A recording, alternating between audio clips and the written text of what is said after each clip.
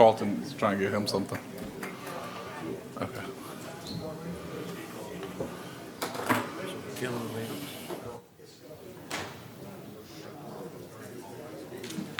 What? You gonna do Mike? You gonna do Mike?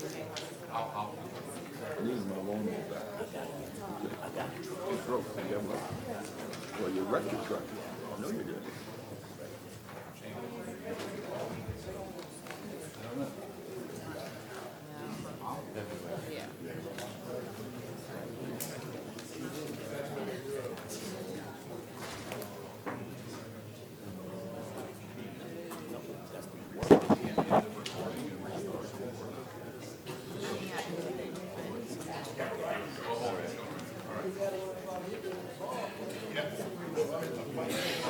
Carlton was talking.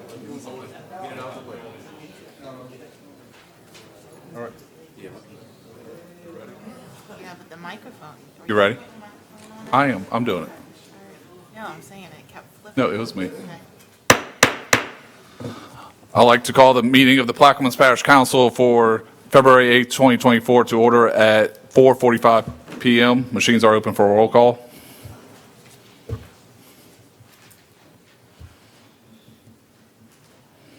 Let the record reflect 8 council members are present. Mr. Jurisic is recovering from surgery. First item, please. Item 2, executive session, there are none. 3, proclamations. A proclamation declaring February 11, 2024 as Dalen Bienemy Day in the parish of Plaquemines. Dalen Bienemy Day in the parish of Plaquemines. Councilmember Edwards. Offered by Mr. Edwards, second by Mr. Champagne. Any comments from sorry, go ahead. Unanimous second. Any objection? None. A proclamation declaring February 11, 2024 as, how you want to pronounce it? Dalen Bienemy Day in the parish of Plaquemines. February is celebrated as Black History Month throughout the United States to honor and pay tribute to African Americans that have made great contributions to their community in the United States. Mr. Dalen Bienemy Sr., native of Plaquemines Parish and a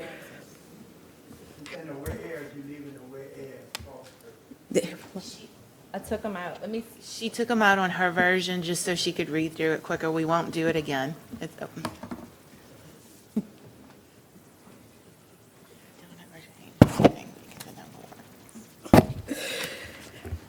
Whereas February is celebrated as Black History Month throughout the United States to honor and pay tribute to African Americans that have made great contributions to their community in the United States. And whereas Mr.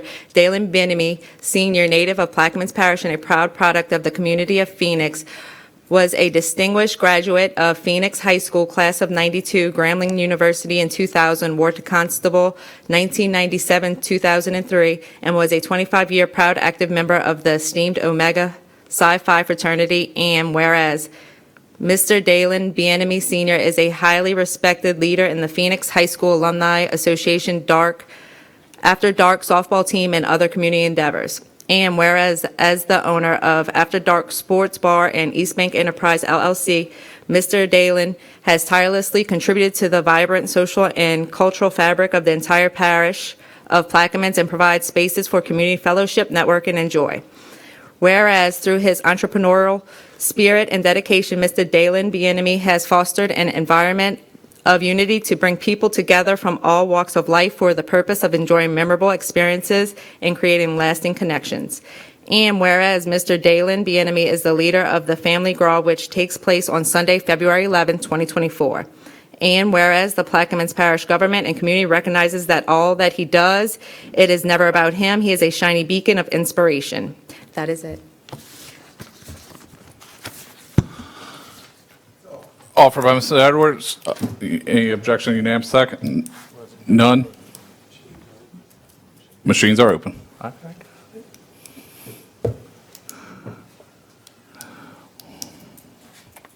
Let the record reflect 8-0 with Mr. Jurisic absent. Ms. Edwards, you want any? Yeah, before we take the picture, I'm honored to honor this young man, and when I look at Dalen, and I look at BJ and Ajimu and Kosei and all these young men, you know, they really make me feel old. But Dalen, as this thing said, and he's a person that don't do nothing for publicity. And I remember a time when Dalen and I don't know if him and BJ remember that, when both of them was thinking about running for office, they came, you know, met me in my little crib on Thomas Land. And one of the things that I remember telling both of them, stick with your dream. Never let anybody think what you're doing is not noble. And both of those young men have stuck to that in an enormous way. So this really doesn't reflect the kind of person this young man is. And I think he's loved by everybody in our community on the East and the West Bank. So it is with honor that we present this to a person that's deserving of this. So I'll have Mr. Dalen to come up. And before Dalen come up, I want to say this is Black History Month. I want Mr. Sister Wanda, would you stand up? Wanda, stand up, because many of y'all might not know her.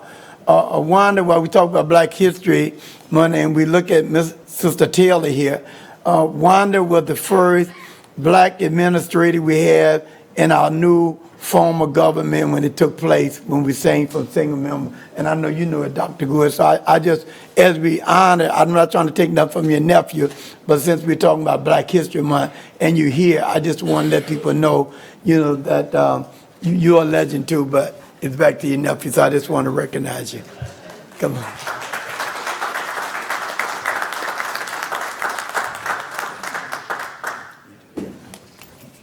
You want to let Mr. Benjamin, Mr. Benjamin, you can speak first. First, I want to thank God, who's the head of my life, making me who I am today. Second, I'd like to thank Councilman Edwards, the entire council, all my family and friends, my number one supporters back there, and everybody of Plaquemine Parish. Like he said, I've been truly blessed to help a lot of people and definitely give back to the community, not only the East Bank, but the entire West Bank and the entire Plaquemine Parish. Take this opportunity. We have a great event that have been established the last couple of years. It's parish-wide. So if you guys not doing anything this Sunday, come on over to the East Bank and enjoy a great parade and festival. Thank you.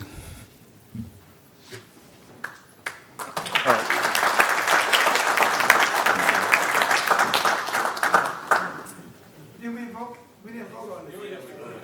Huh? Yeah. Oh, we did, yeah.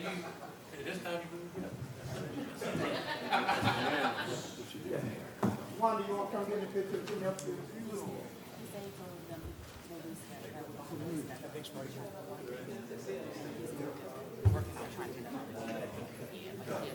Major, when you come up, I mean, y'all like, you know, yin and yang.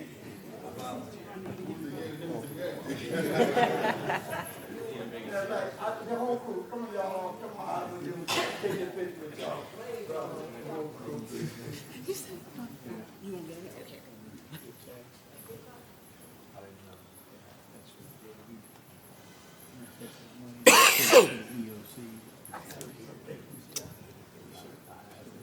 You can stay in the back of the tall.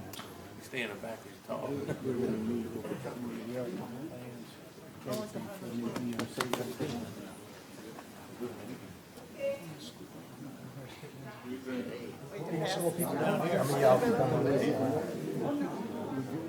I got you. Awesome. I got you. I can send it to you. Oh, yeah, please. Yeah.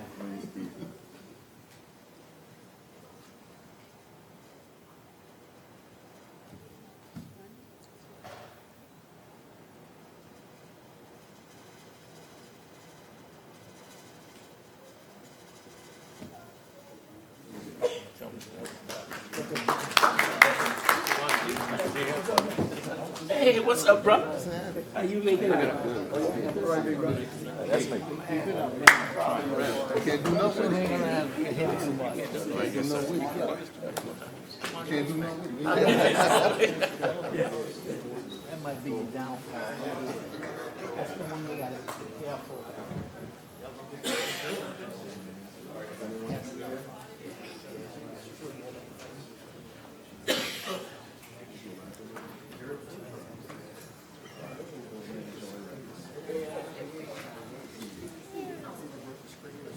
You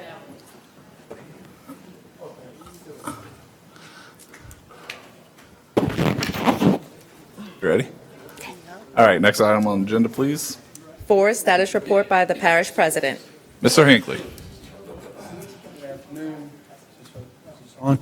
Okay. Just, I guess, basically what's been going on for the first half of the month of January, we did spend some time up in Washington, D.C. for the Mardi Gras Ball. Got to spend time with both of our senators, Cassidy and Kennedy. All of the congressmen, other than Congressman Scalise, he was out having some I think some stem cell issues with his cancer, and Congressman Letlow from Northeast Louisiana, she had some prior engagements there. So, other than that, did get to sit down with the Speaker of the House. Thought that was pretty impressed with that right there, because I'm sitting there probably from here to you guys less, and I'm sitting there. This man is number 3 in the country. Which was kind of a pretty good moment in time. And I'll tell you, our delegate, our legislators up there in D.C., they're very proud of what Louisiana stands for and what we've accomplished. If you take a look at both sides, the Democrats and the Republicans, we've got our folks up in D.C. are all in leadership roles up there, which says a lot for the state of Louisiana, being that the size that we are.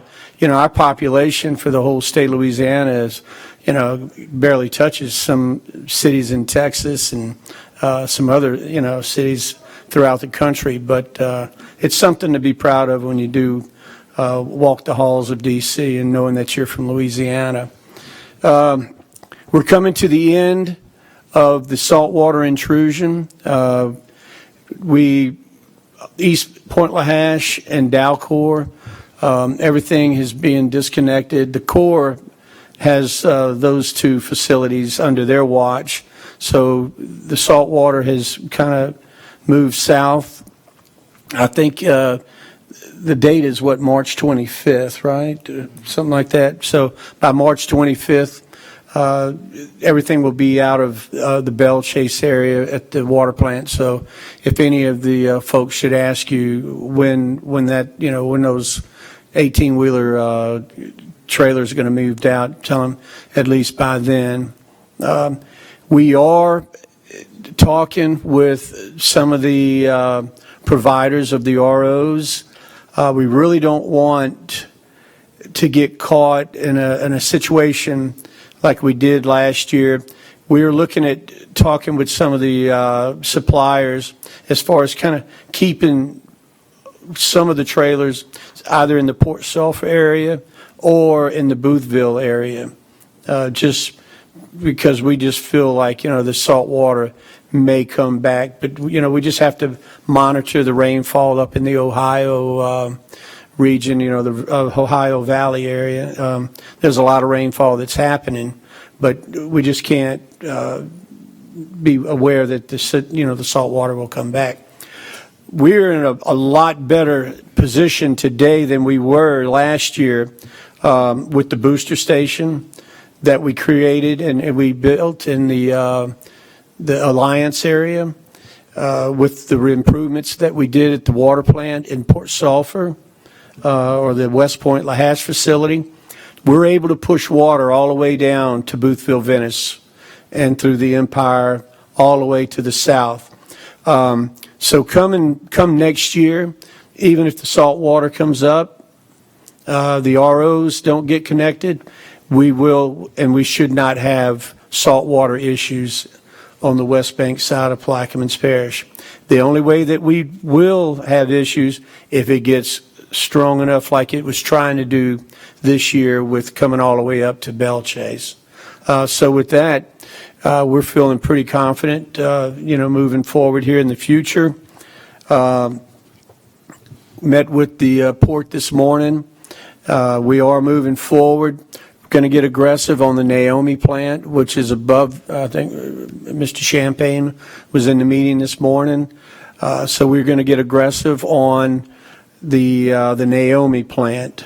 So what we're looking at doing there is creating about a 15 million gallon facility. And then, we're also going to be completing a 9 million at the Bellchase facility. And then we immediately want to try to find the funding to move forward with to increase that to 12 million. So our talks right now, we're going to be doing the master plan for the sewer and water. Met with Ken and Jonah yesterday. Our plans is that we want to create the dual feed on the West Bank side. Like I said, do the improvements to Bellchase to 12, 15 at the Port Sulphur facility, and then create the boosters, say at the Empire, and then use Boothville as a booster.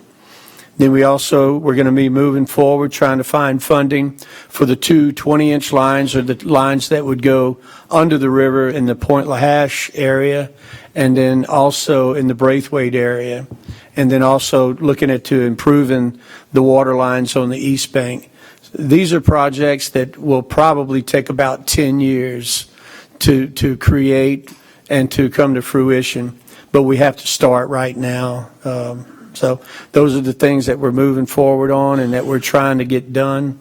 So that's about all I have to report on for this month. Yeah. Thank you. Any comments from the audience? From the commissioner, Mr. Kognovich. One thing to say about Texas, the only good thing come out of Texas, huh?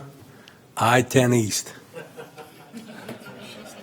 Mr. LaFrance. Yes, Mr. President, I know what we was told by the state. However, I had one of the residents from West Point Lahash that the state came and picked up their trailer yesterday.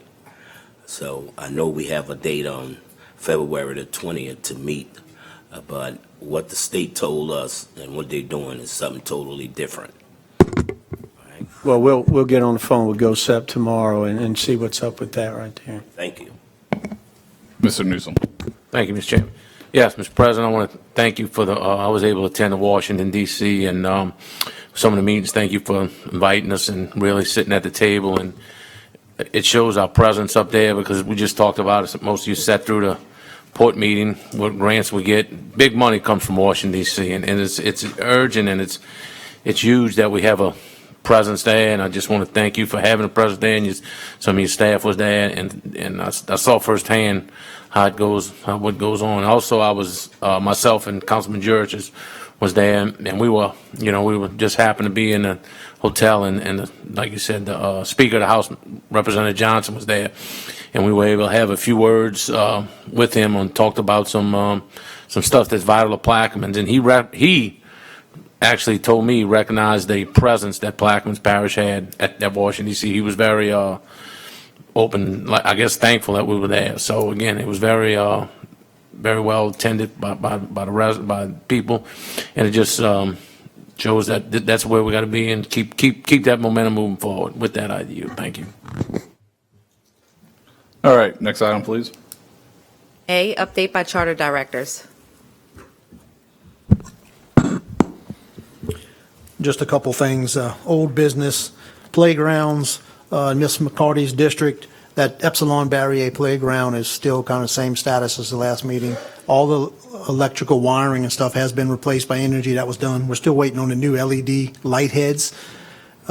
We talked about, we have to open the fence to get to the ones on the back road. And when they built that park, they never intended to drive back in there to replace any light bulbs at the top. So we didn't want to take all the fence down and leave it a mess while we're waiting. So when we get the lights in, then we'll take down the fence. Then we'll drive the bucket truck in there and replace them. It should be a one-day event when that happens. I've heard that they appreciate that you've Yeah. been working on it. Okay, thank you. Ironton, we started sending out quotes, requests for playground equipment and installation. We don't want to separate it in the past. Sometimes they buy the playground equipment, then they got to resubmit bids to have someone come install it.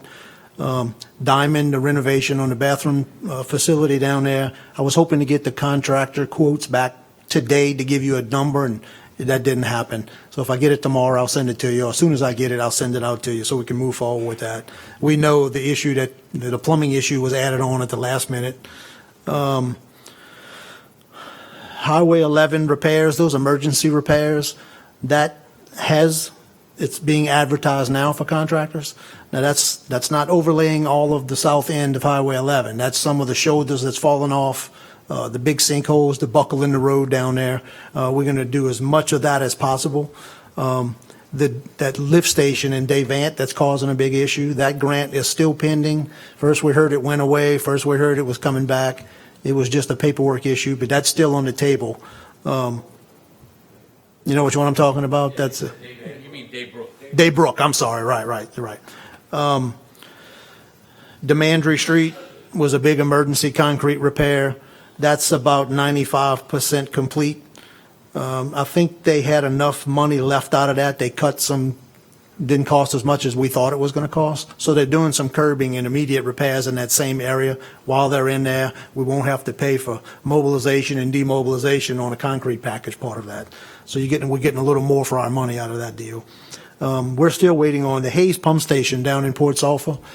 The bridge that runs up and crosses the canal to access that pump station is in pretty bad shape. We're probably going to have to, we're waiting, engineering is working on putting a package together to put that out to bid. And when we get that dollar amount, we're going to have to come talk to you and say, hey, this has got to be something that's prioritized, top of the list. It's right up there with the Highway 11 stuff and all that. If this bridge fails, and it's basically an up ramp going to the bridge itself is fine. It shouldn't be a huge amount. It should be a quick repair.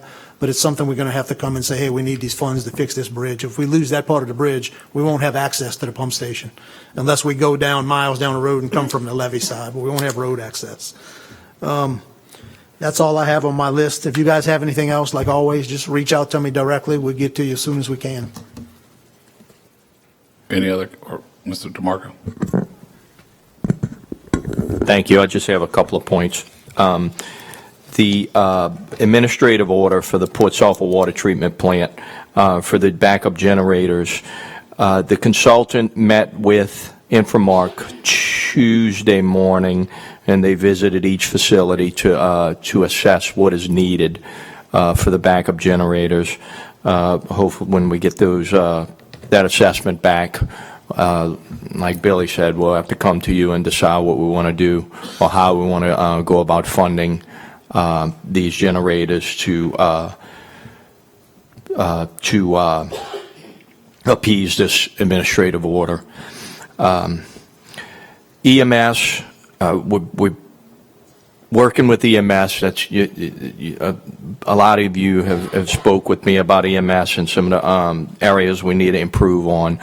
We do have, we've received 3 applicants since we've been kind of putting word of mouth out there that we need to make some changes, and we will make some changes.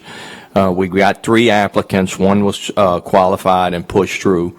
We're waiting on the other 2 to be pushed through. So we will see some improvements with EMS. And that's about all I have. Then, like Billy said, if y'all have any issues, don't hesitate to call us. We're always here for y'all. Got anything, Ms. Taylor? You good? Any comments from the audience? Ms. McCarty? Last week we had a rainstorm and West X flooded. Do we have an update on the street? And then I heard from someone that the bridge had equipment in place that was preventing us from repairing the street? 2 separate things. So Okay. the street flooding was what we had is a whole lot of rain in a short period of time, and West X is probably the #1 street that floods first among any in the parish. It was minor, but if you live on that street, it's major to you. We understand that. So what we did after that, I reached out. We was going to meet and go visit that site. We got with engineering. Engineering is going to get a big vacuum truck company to come open those. There's 4 box drains on that street. They're going to come have those pumped out. But first, engineering reached out to the contractor to make sure the contractor inspects his situation along that Engineers Road ditch to make sure they don't have any issues at that point. We don't want to pump out our box culverts and it's restricted on their end. So as soon as they get their inspection done, tell us we're good to go. engineering will pull the trigger on having those vacuum trucks come over there. The situation with the equipment from the job site, they had a water leak, just happened to be a coincidence, same time frame. Their equipment was parked on top of the valve to close the water line off. The other option was turn off water to all of Fort St. Leon. So we didn't want to do that. So the decision was made to hold off till Monday, get the contractor to move all this stuff, and then Infomark stepped right in and got it fixed right away. I see.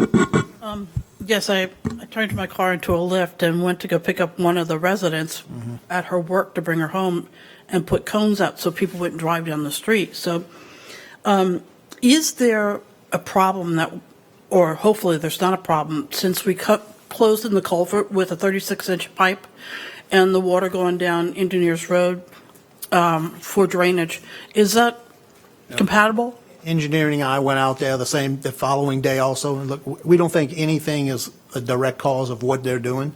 Okay. That street is famous for flooding at that low end of the street all the time. Remember, the street's actually closed at the moment. It's only supposed to be for the residents and the workers going in and out. So that was a good thing, because that's used to be a main thoroughfare to go through. Based on that yard, if you just look at that yard, stand in the street, you can see with the eye, the yard is so much lower than the street. Yard will flood every time it rains. The street may not. Heavy rain, the street does get some of that water. We did discuss with engineering if we can do some kind of drainage to help their yard. That opens up a big can of worms. That would take a whole lot of You're right. yeah, that's a big deal. But a beautiful oak tree in the yard, right? The oak tree is probably 100-something years old. The box drains are going to constantly, we know they're catching leaves because you can look at the yard in the street, it's full of leaves. So we know those are catching that box drain. They've never been pumped. We've been here 13 months now. I know they haven't been pumped out since I've been here. So we're going to get that pumped out for sure. They have to need pumping out. And they cleaned up the line going from the box drain down to the next cross pipe anyway. It's a huge need that's going to help drastically. Hopefully that does help the drain of the street. But if you get a lot of rain in a short period of time, that's what happens. If you got more coming down than it's flowing out, it just slows you down. But Thank you very in West W, we had issues on West W last year. We had no issues on West W with this rainfall. The ditch work and all that was done, and that drainage work that was done as phase one helped tremendously in that area. Thank you for going out there that night. Mr. LaFrance. Yes, the lane and Foster Lane was utilized by the Corps of Engineers when they was putting up dirt up on the levee. They totally destroyed that highway. And it's so bad that the mail lady is complaining. So I know I spoke to Kevin Wagner and also our engineering department, and nothing has happened yet. Could you look into it and see? We don't have Kevin Wagner anymore. I think there's a new representative. I think so. Yeah. So can we look and see about getting that? Because it's really bad. You're right, yes. Yes. Thank you. I don't even take that way. Yeah, neither do I. And I'm in a truck. Right. Yeah. Mr. Edwards.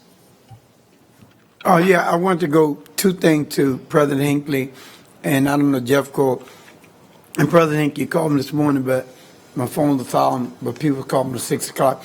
I think whenever we're going to get water out the pool, anywhere at the water hydrant, is any kind of way the resident can know the day before, because there's people who go to work, get up at 3 or 4 o'clock in the morning, and it was those kind of people that was really hampered by that. So I was hoping we can let people know the day before when that kind of problem. Well, hopefully, once these repairs are finished, we don't have that issue for a while. That contractor wasn't very cooperative in communicating the progress of this project. But I've spoke with him. I spoke with him a couple of times. Hopefully, we don't have that issue moving forward. Yeah, and basically, I told people that because I've been dealing with those contractors, and I said they probably not understand what's happening, but I just want to make sure that we let people know whenever they're going to do anything with water and met the pressure, that we know by the day before. Absolutely. I don't know, and when we doing a contract with them, but somewhere that need to be said. Yes, sir. We'll take care of that. All right. Oh, I'm sorry, one of the All right. EMS, that was the other thing, and Mr. Brock is here. There is, and I think we talked about it, there's a double wide trailer at Phoenix High School next to the firehouse that I think could be an ideal place for the EMS, because I've been down to Pearl Hatch, and they talk about the condition and how we can look at what could be done with that building. I did go in the building. There's some substantial work that needs to be done. There's a hole in the roof on the back right side of it. So I'd have to get a contractor out there to assess exactly how much work needs to be done, but there's substantial work that needs to be done on it. You done, Ms. Yes, Edwards? thank you. Next item, please. 5, bids and advertisements. There are none. 6, beer and liquor licenses. You, and if you have any. Mr. Kognovich. Yes, 36342 Highway 11, Buras, YMCA Banco Party. 3 is on 9724. Same address, Buras, YMCA Banco Party on 3924. Mr. Champagne. Plaquemines Heritage Seafood Festival, Plaquemines Parish Seafood Festival, address is 236 Sarah Victoria Drive, April 26th through 28th. And I have another one for the Plaquemines Social Aid and Pleasure Club, One Sack Challenge, P.O. Box 355, Belchase, Louisiana. The date is April 13th. I yield. Ms. LaFrance. Yes, I have a special event permit for February the 13th, 2024, family parade, and that's in Diamond. That's it. Offered by Ms. Kognovich. Do I have a second? Second. Second by Mr. LaFrance. Any comments from the floor? Mr. Valet, state your name and address. Donald Valet, Plaquemine Parish.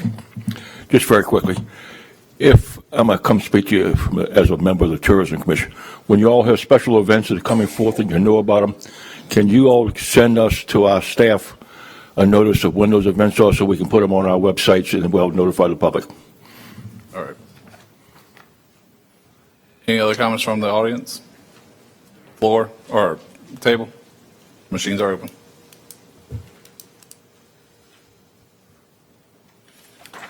Passes 8-0 with Mr. Jursich absent. Next item, please. 7, building permits. 7A, construction permits. 7A, 1 and 2 in Globo. Southern Oil of Louisiana, application number 2023-832, application date 11/28/23, proposed removal of existing well structure, 1 3-inch pipeline and site clearance for SL 15683, well number 3, in blocks 45 and 52 Breton Sound area. 2, Caustics Energy Incorporated, application number 2023-796, application date 11/17/23, install and maintain a barge-mounted drilling rig platform and appurtenances to drill the Cox Bay West Prospect, Long Bay, Bay Long. You offer, Mr. Edwards? Yes. Do you have a second? Second by Mr. Newsom. Any comments from the audience? Mr. Brock?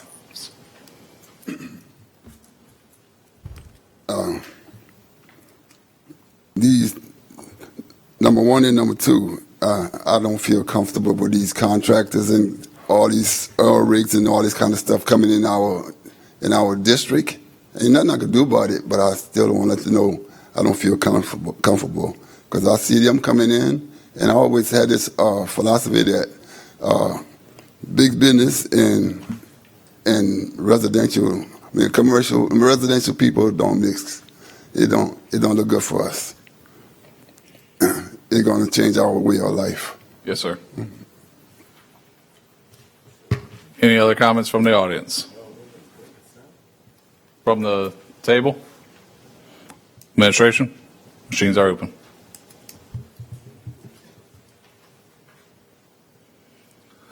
Passes 7-0 with Ms. Kognovich abstaining and Mr. Jursich absent. Next item, we're going to take the rest in Globo.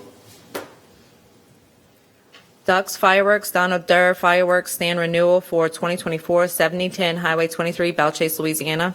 Ducks Fireworks, Donald Durr Fireworks Stand Renewal for 2024, 9127 Highway 23, Belchase, Louisiana. Ducks Fireworks, Donald Durr Fireworks Stand Renewal for 2024, 9590 Highway 23, Belchase, Louisiana. Cedar Grove RV Park, Victor Scorsoni, MVS Properties LLC, RV Trailer Park Renewal, 11189 Highway 23, Belchase, Louisiana. Redfish Factory LLC, Anthony Randazzo, Trailer Park Renewal, 37813 Highway 23, Buras, Louisiana. Falcon Crest, number 1, Gary Falcon, Trailer Park Renewal, Falcon Loop, Empire, Louisiana. Falcon Crest, number 2, Gary Falcon, Trailer Park Renewal, Falcon Loop, number 2, Empire, Louisiana. I offer. Anybody second? Second by Mr. McCarty. Any comments from the audience? Administration? Table? Machines are open.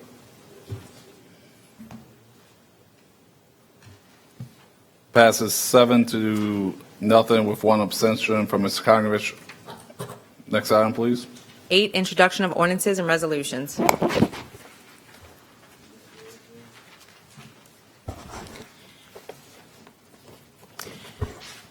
The following ordinance is on behalf of Councilmember Schultz, an ordinance to amend the 5-year capital improvements plan, PPG Complex Master Plan Project, and otherwise to provide with respect thereto.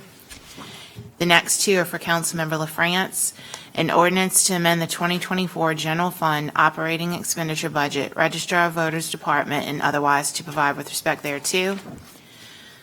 An ordinance establishing a parish-wide temporary 6-month moratorium on the issuance of any permanent or temporary RV and RV park permits, during which time a study shall be conducted to determine the need and the appropriate legislation to regulate this issue, and otherwise to provide with respect thereto. That's it. All right. Does anybody have any deferrals or withdrawals? 1 and 2, deferred. 1 and 2. A1 and 2 is deferred. Anybody else?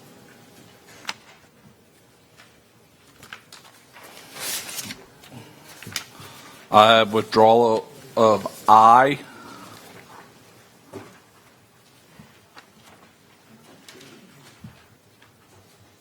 So let's recap. 9A1 and 9A2 are going to be deferred. 9I will be withdrawn. Yes, F, oh yeah, thank you. And 9F will be deferred. So that's 9A1, 9A2, 9F will be deferred. 9I will be withdrawn. And 9H will also be withdrawn. Okay. And that will be reintroduced. That was just read into the record. So one last time. 9A1, 9A2, 9F, all deferred.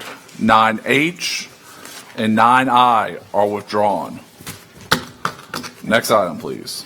9, ordinances and resolutions on second reading and final passage. 9A, ordinances and public hearings pursuant to Article 6, Section 601E of the Plaquemines Parish Charter. 6A3, an ordinance approving a plan of re-subdivision of Lot 10C1, Jesuit Bend, Section 10, T15S, R24E, Southeastern District of Louisiana, west of the Mississippi River, Plaquemines Parish, Louisiana, into lots 10C1A, 10C1B, and 10C1C. Jesuit Bend, Section 10, T15S, R24, Southeastern District of Louisiana, west of the Mississippi River, Plaquemines Parish, Louisiana, as shown on the plan and plat of survey by Dufran Surveying and Engineering Incorporated, dated March 20th, 2023, the owner having fulfilled all of the requirements of the subdivision and re-subdivision ordinance of the Parish of Plaquemines without cost to the Plaquemines Parish government or the Parish of Plaquemines, and otherwise to provide with respect thereto. Councilmember Newsom. I offer an actual second. Offered by Mr. Newsom. Do I have a second? Second by Mr. Champagne. Any comments, or you want to speak on that? Any comments from the audience? From the administration? From Mr. Newsom? Yes. I spoke, I think this property was presented to the previous council. I know 3 of our current members were on this council. And I spoke to my reasons for doing through an email through my fellow colleagues. So with that, I yield. And if anybody else has got comments, say more. Thank you. Any other comments? Machines are open.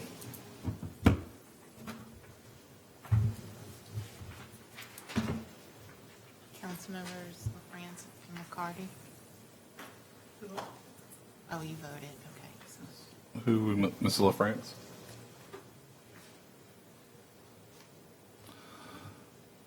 The measure fails, 1 yea, 6 nays, and 1 abstention from Mr. LaFrance. Hold on 1 second. 1, 6, 1, 7, 1, 2, 3, 6. All right. Next item, please. 4, an ordinance to amend and amended to readopt Section 4 of Ordinance Number 142, the Comprehensive Zoning Ordinance of Plaquemines Parish, Louisiana, as amended, and the Comprehensive Zoning District Map. Therein adopted by reference and which is paragraph thereto with reference to application number 2023-532 dated June 27, 2023, and otherwise to provide with respect thereto. Councilmember Juristich. I talked to Mr. Juristich, and he said I can move on all his items. So with that, I offer. Do I have a second? Second by Mr. Kognovich. Any comments from the audience? State your name and address, please. Vince Frelich, 14325 Highway 23, south of Jesuit Bend.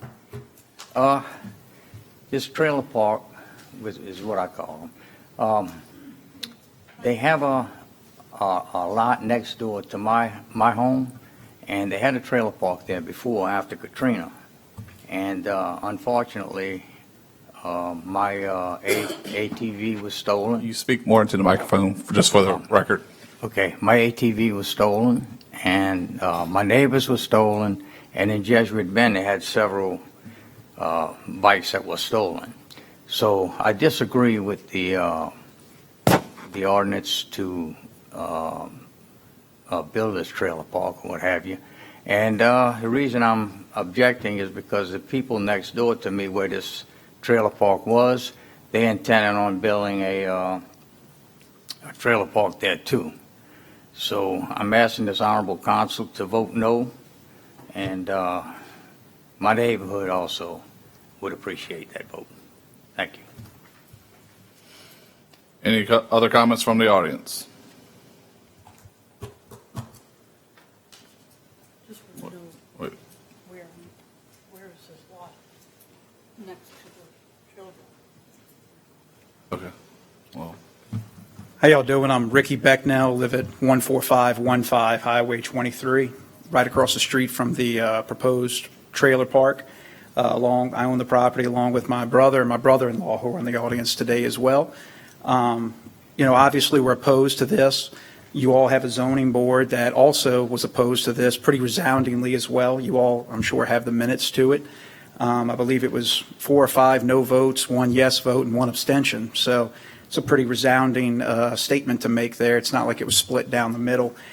In the last few days, I did collect some signatures. I don't know if that's something that I can give to you all. I've got 9 copies of it right now, but we were able to collect about just north of 50 signatures here of people that are opposed to this trailer ordinance, or the rezone ordinance here, started by Mr. Bill Bubrigg and my cousin Tommy Becknell, and finished off within the last few days by myself. And, a large majority of those people live within probably a mile to a mile and a half of this proposed site.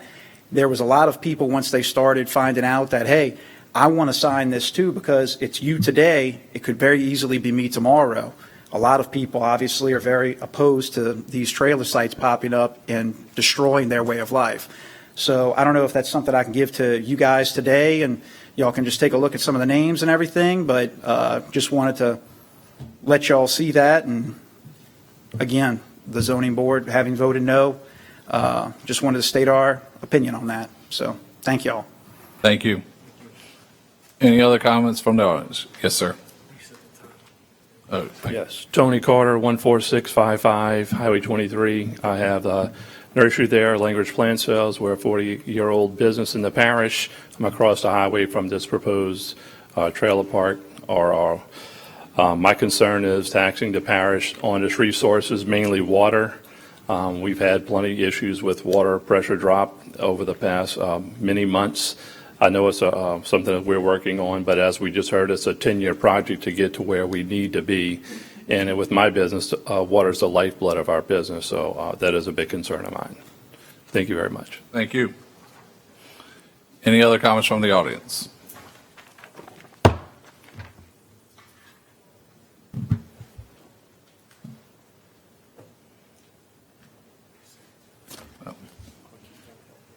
Hi, I'm Thomas Becknell, Jr. I live on 191 Bergeron Drive. However, I own property very close to the area in question for rezoning.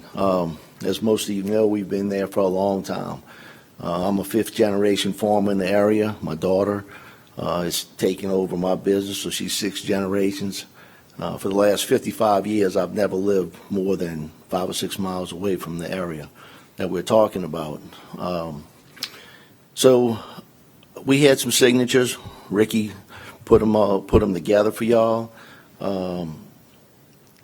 There's numerous reasons why we're opposed to this. One of the ones that stands out the most to me is when Councilman Jurisic brought up the moratorium.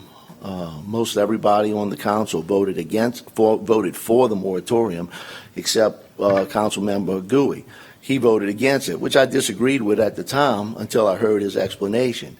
His explanation made me sit back and think. He said that he was not for or against the RV parks, that we had a process in place, and that process was the zoning board. The zoning board resoundingly said, no, we're not going to do this, and I think we should adhere by it based on some of the comments that Councilman Gouy made. And the zoning board is there for a reason. It's there to protect the interest of everybody in the area. And this proposal to change the zoning and allow an RV park there is going to positively affect one person and one person only, and that's the owner of said property.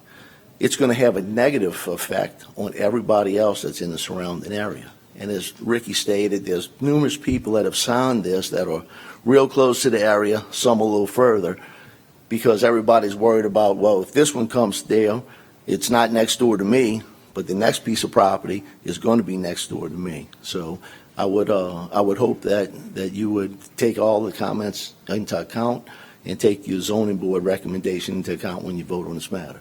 Thank you very much. If anybody has any questions, I'd be more than glad to answer them. Any questions from anybody? Thank you very much. Thank you. Any other comments from the audience?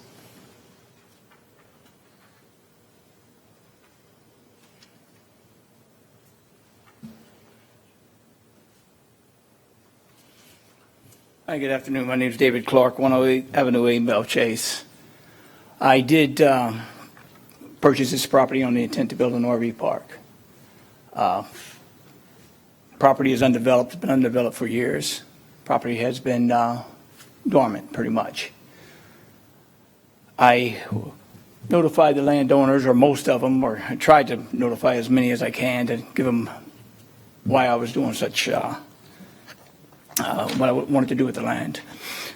Tim, if you don't mind, can you pull up that drawing, please?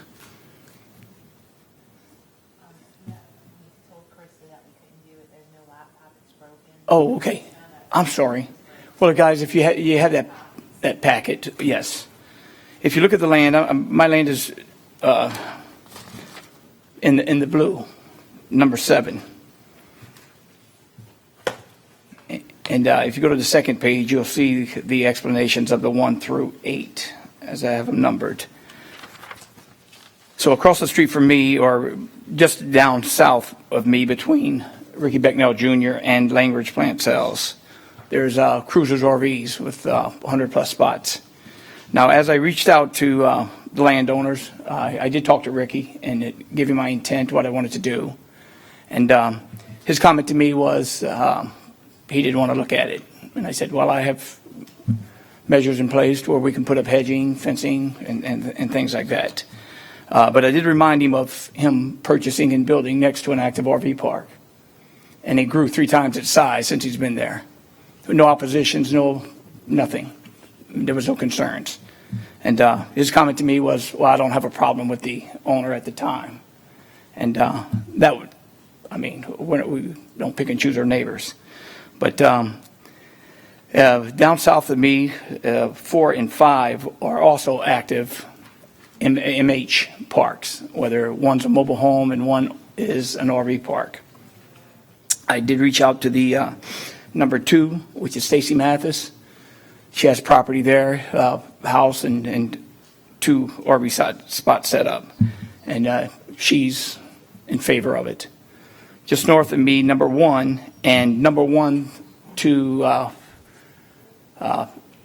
probably a half mile up to where they're talking about the neighbors in there. As you can see the signatures on the second page as well. There will be most impacted if I did build this thing, and they were for it. They didn't have any issues with it. The proposed, when I went before the zoning board, it was a mess at the time. When I first originally put in for it, I had the approval by the council members that I was talking to. I spoke to 2 council members. Both of them said it was a great location. I'll support you. One of them is not here right now. The other one is. It's since changed about a month after I spoke to him. The moratorium was proposed and passed. So I set out my 6 months. I've been in detention pretty much. And I watched over 200 spots pop up fairly close to, within mileage from me, a few miles. And what's most concerning to me is just a half mile from me, Becknell has a trailer park set up in his orange trees, just in between his orange trees and his shop. So they're telling me that it's not good for me, but it's good for them. I get the water issues. I get everything that we're having. Mr. Hinckley just said that we have measures in place to take care of our water issues. We've got plans coming. I get that. I'm not asking for anything that anybody else is getting. I plan on putting my own water system. I'm not asking for someone to put it in for me. I'm not asking for anything from the parish other than approval to use my property for what I bought it for. If you can see on the map, you can see where I'm pretty much isolated by myself. The green section, section 6, half of that property I have a purchase agreement in place to purchase, so put a buffer in between me and whoever else buys the next property.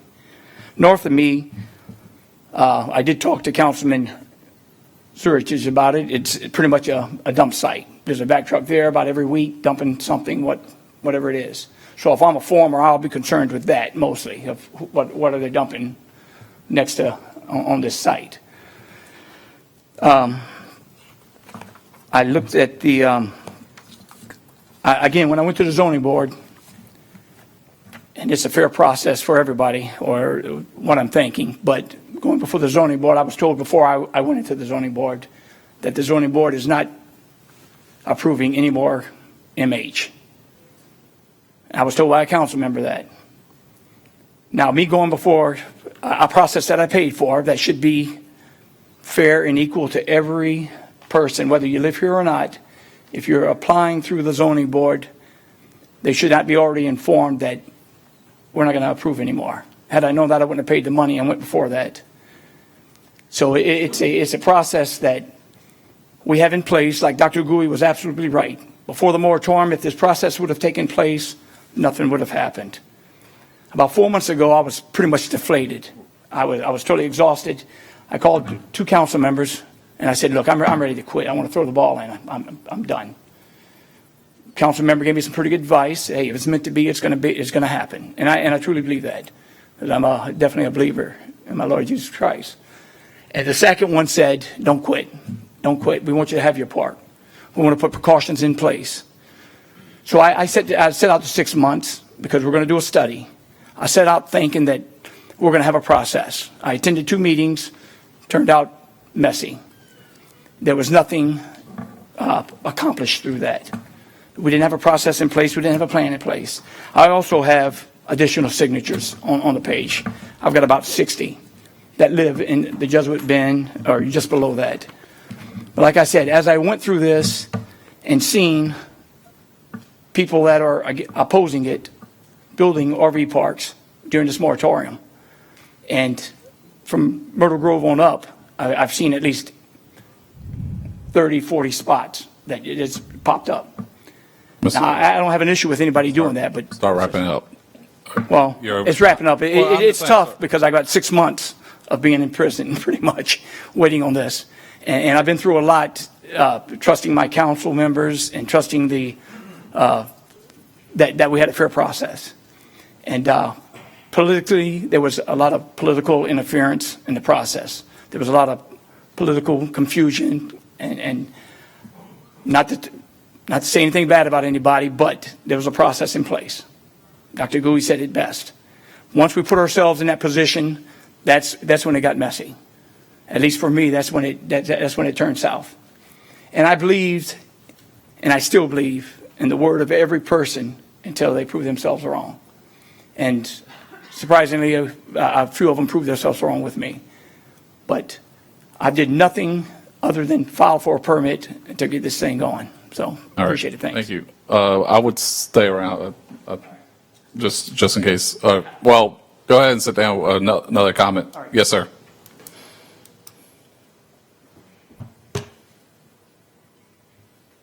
Good evening. Ricky Becknell Sr., 13949 Highway 23. I find myself, feeling bad there for Mr. Clark, but that we need to clear up some of the things that he just made comments on. The one comment that the existing trailer court that was next to all of my children's property of where they plan on living there for the rest of their life, that is 100 spots now, which it probably is close to like 100. But we had nothing. I mean, that trailer court was there prior to my wife and I ever buying that. It turned into 100 spots. So when Mr. Clark, when we had these couple little meetings and he said it got messy, at first he was thinking 40, then it went to 80, and when we started doing the calculations, he's got enough property there for like 350 spots if he would choose to have it that at large. He also made the comment about one of the Becknells has a trailer site there now. Well, let me clear that up, because we all have H-2A, our Mexican workers that had worked there. Uncle Ben and my cousin Benji had went and had decided to put two other trailers, which by my understanding is perfectly legal. So please don't be misled that it is not a huge trailer park. Am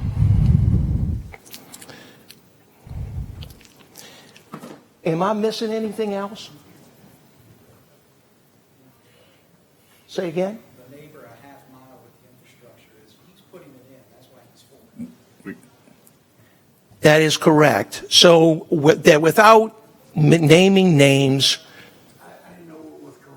Hold on. He's speaking. I think. I'm gonna.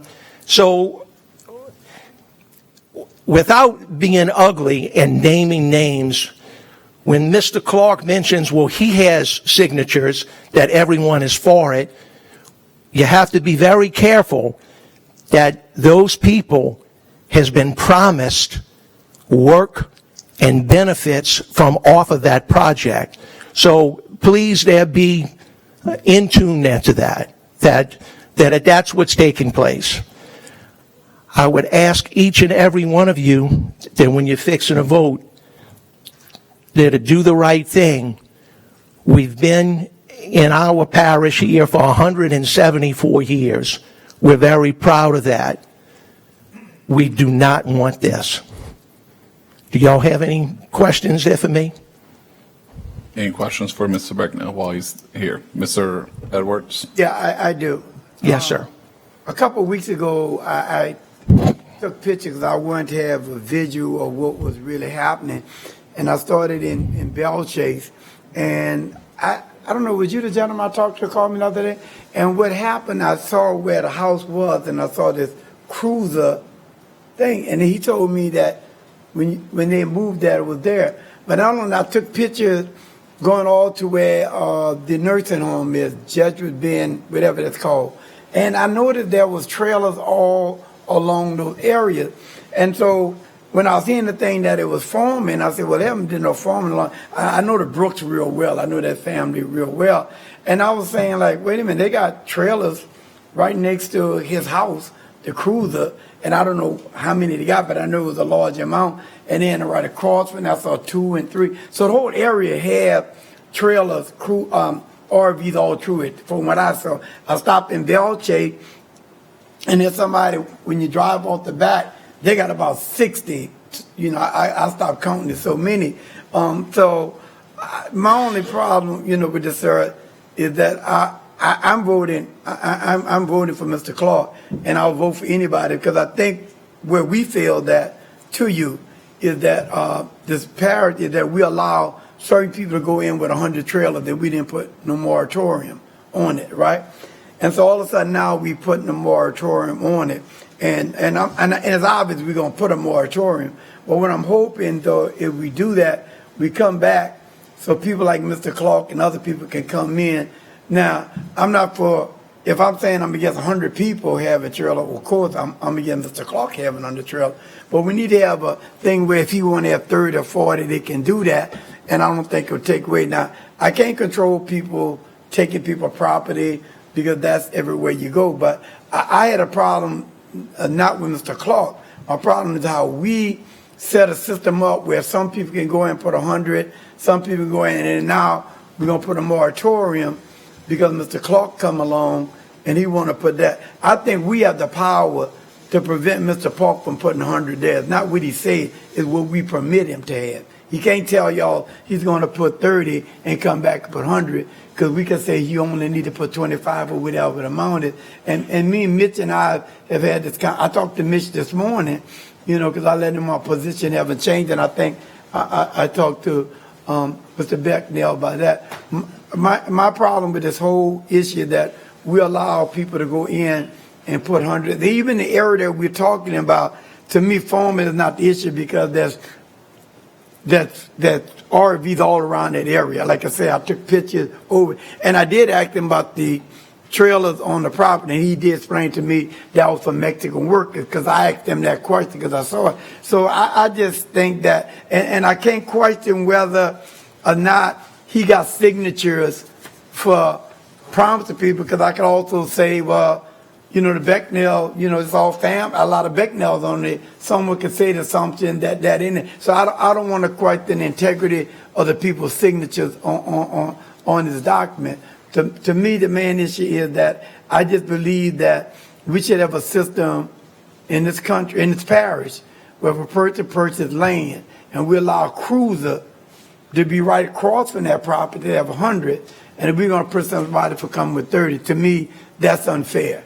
And so, and now the other thing is, I served on the zoning board with Mr. DeMarco, and I think David might have been on it. And I know for a fact that was on the zoning board, I voted no on something law. But this council came back and voted against the zoning board. So I know on record, this council have an issue of not agreeing with the zoning board. You know, so it's not like the zoning board, you know, it's all, you know, we should do stuff just for the zoning board. We just had an issue with coastal restoration where Judge Clement voted against something, and we had to come back on it, but he's a judge. He's supposed to do that. So I don't think using the zoning board should be an issue. It should be an issue of what you said and somebody else earlier, what's fair and what's honest is just. To me, to prevent him from allowing him to put RV, to me, would be unjust. The issue that I agree with, we should have limit, and that's what I told Mitch this morning. I hope whatever happened, that even if it's failed, I just hope we come back and set up a system where people can come back and we limit the amount so everybody get a fair shake, because it's wrong for Cruiser to be right next to Mr. Becknell property and right across the property. They have so many RVs, and to say somebody else come in, because I don't know, I wasn't on the council, maybe Dr. Gui could tell me whether there was a lot of signatures against Cruiser being there, because the amount I have to go back and act the permit office through the zoning board can produce the same type of thing that you all doing when Cruiser was there. Yeah, but Reverend, in my opinion, you're strengthening my case because you're talking about Cruisers. Cruisers was there before we ever purchased that property, and it turned into like 100 spots. I mean, where does it stop? And guys, if y'all do vote for this, once again, where does it stop? Or the other 30, 40, 50 applicants that's going to say, well, what about me? What about me? So, then Mr. Carter, our water pressure is depleted. That we're at max debit capacity. So, once again, please consider and vote no on this. I'm begging you. Thank you. Any other comments from the audience? Mr. Henry. Oh, Mike on? Yeah. Yeah, I agree with Mr. Clark. Hey, 7 months ago when this deal came up with that moratorium, I said right here, we were going to have a problem. But guess what? Nothing was solved. Nothing was solved. But I am what I am, and I believe man put his money up, everything else look okay. You guys are supposed to be pro-business. Well, we always talking about the parish need more money here. So we got to either dump or get off the pot, because people got to have somewhere to stay. We got a $25 billion plant down there. Somebody got to have somewhere to stay. Thank you. No, sir, you can only come to the mic once. Sorry. Mr. Valet. You got a dilemma. I'm glad it's your decision and not mine. I was mixed emotion about whether I was going to come up here and speak about it. I watched your meeting. I didn't have time to come to your meeting, Chris, last week about the traffic situation that we have in the parish. We've got a major problem. We were behind the loop. We didn't take the necessary steps to prepare for what was going to hit us with this expansion of this development down the river. It's only going to get worse. We brought in the developer that put the motorhome parks in Lake Charles to the parish and met with the former administration. We talked about what problems were they going to have, what things should be done, what shouldn't be done, and how to prevent the enormous growth, the tax burdens, and all that's going to be facing us. Unfortunately, it went on deaf ears. We've not seen the attention paid to it as this administration has. They face the problem. You all are facing the problem in hand we have right now. These people have to be housed. Something's going to have to be done. I sympathize. I don't want the thing next door. I've been in affordable housing for years and served in many boards. Nobody wants it next to them. It's the old NIMBYism cause. Don't put it in my neighborhood. Everybody has a right to live somewhere. And I sympathize with the Becknells. I know a lot of them, etc. But we're going to have to face the problem. Where are we going to put all these people? Where are we going to have these trailer parks? And what rules are we going to do? It's got to be fair to all people. In this particular case, Mr. Clark went out and bought a piece of property, dealt in good faith with you all about it, and had all of a sudden everybody raise their head. I watched St. Bernard stop housing projects over the years because they didn't want affordable housing in their neighborhoods. God, it's a great thing. You can't say that. You can't do it. You can't block it. There's a major lawsuit they lost. Major, when I tell you, millions and millions of dollars, because they stopped the development of that nature. You got to be fair. If this thing was zoned something else, that's one thing. When the developers from Lake Charles came over, they told us, don't make any permanent zoning changes. Grant some temporary approvals to house the units on temporary basis, so that 5 years from now, in this particular case, I guess if I was sitting in your shoes, I'd say, let's approve it for 5 years. At the end of 5 years, we'll see what's happening. We might grant them an extension. We may not grant them an extension on this particular case. You all have to house these people. We've got 6,000 people down there. We were told it's probably going to expand to 8,000 people. Nobody wants to lay off anybody at that plant. We want to enjoy the benefits of what's there. Unfortunately, we're not seeing all the benefits that we thought we were going to see. And there's a lot of problems that come with this growth. We just got to be careful in how we do this thing. Moratoriums do not work. I've been in the real estate business 40, 50 years. I've served on other boards. Moratoriums do not work. Nothing comes out of them. No, nothing good. It just sends a signal to the community and developers. You can't get anything done down there. And you all faced that with the previous council that was there. Nobody wanted to come do business with the parish. So we changed. The image of the parish has changed tremendously. You have an open door policy. People get along with you, and you all are cooperative. Let's keep that up and let's show it. I mean, guys, I'm sorry on that. We just got to be fair to the guy. A temporary permit should be done. Any other? What? Gentleman came to the mic 4 times. No, it's on each item. He came on other items, sir. So you can only come on each agenda item. Patrick Backnell, 11910 Highway 23. What I'd like to address with y'all on this is that from my understanding of it, it's considered agricultural land, was zoned as that.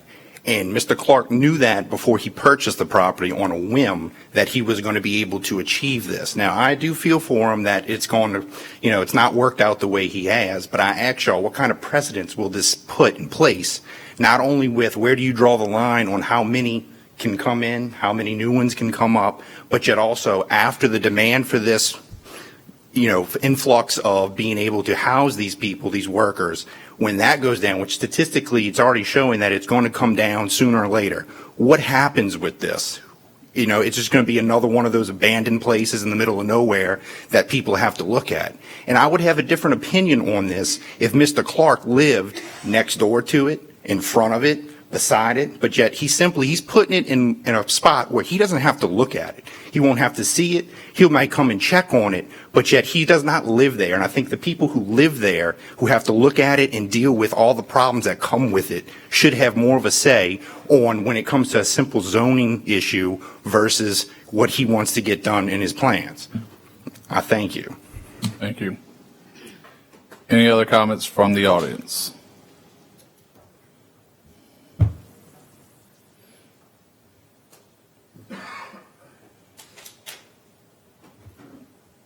Hi, Krista Clark, 108 Avenue A.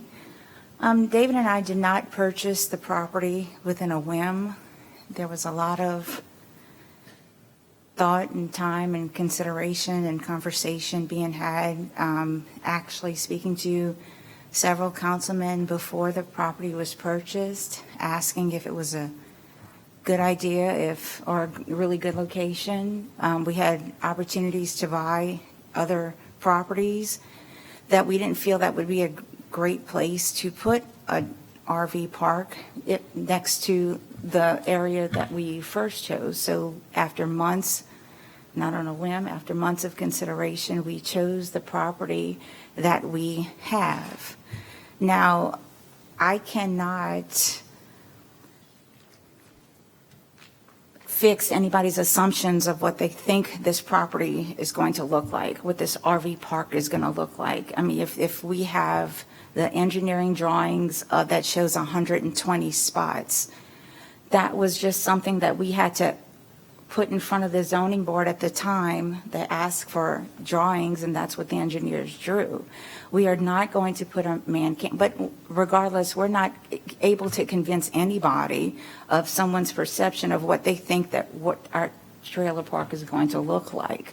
So with that, that's just my 2 cents. We just can't help anybody's perception. I know what kind of how we run our businesses. I know what our homes, our properties look like. Like I said, I cannot fight with someone's assumptions of what they think that the RV park would look like. So thank you for your time. Thank you. Any other comments? Tanico Dennett, 157 Proud Lane, Boothville. I sat back and I listened, and I've been close to this process. We decided that we was going to have a plan, and we was going to decide that all this business was going to come here to Plaquemines Parish. We have a man that's investing his time, money, and effort in which is a great location for his park. And we vote against it. It becomes a political realm about where this man, and if anybody had a choice of where they would put a park that would be perfect to support that project we have down there, it would be there. They have a park across the street. It's not an incorporated Bell Chase. It's not up the road. It's in the south part of the parish of Bell Chase, and it's a great place for it. There's a hotel right there. There's area. What are we going to do? We're going to keep turning away business. We need the support to put it there.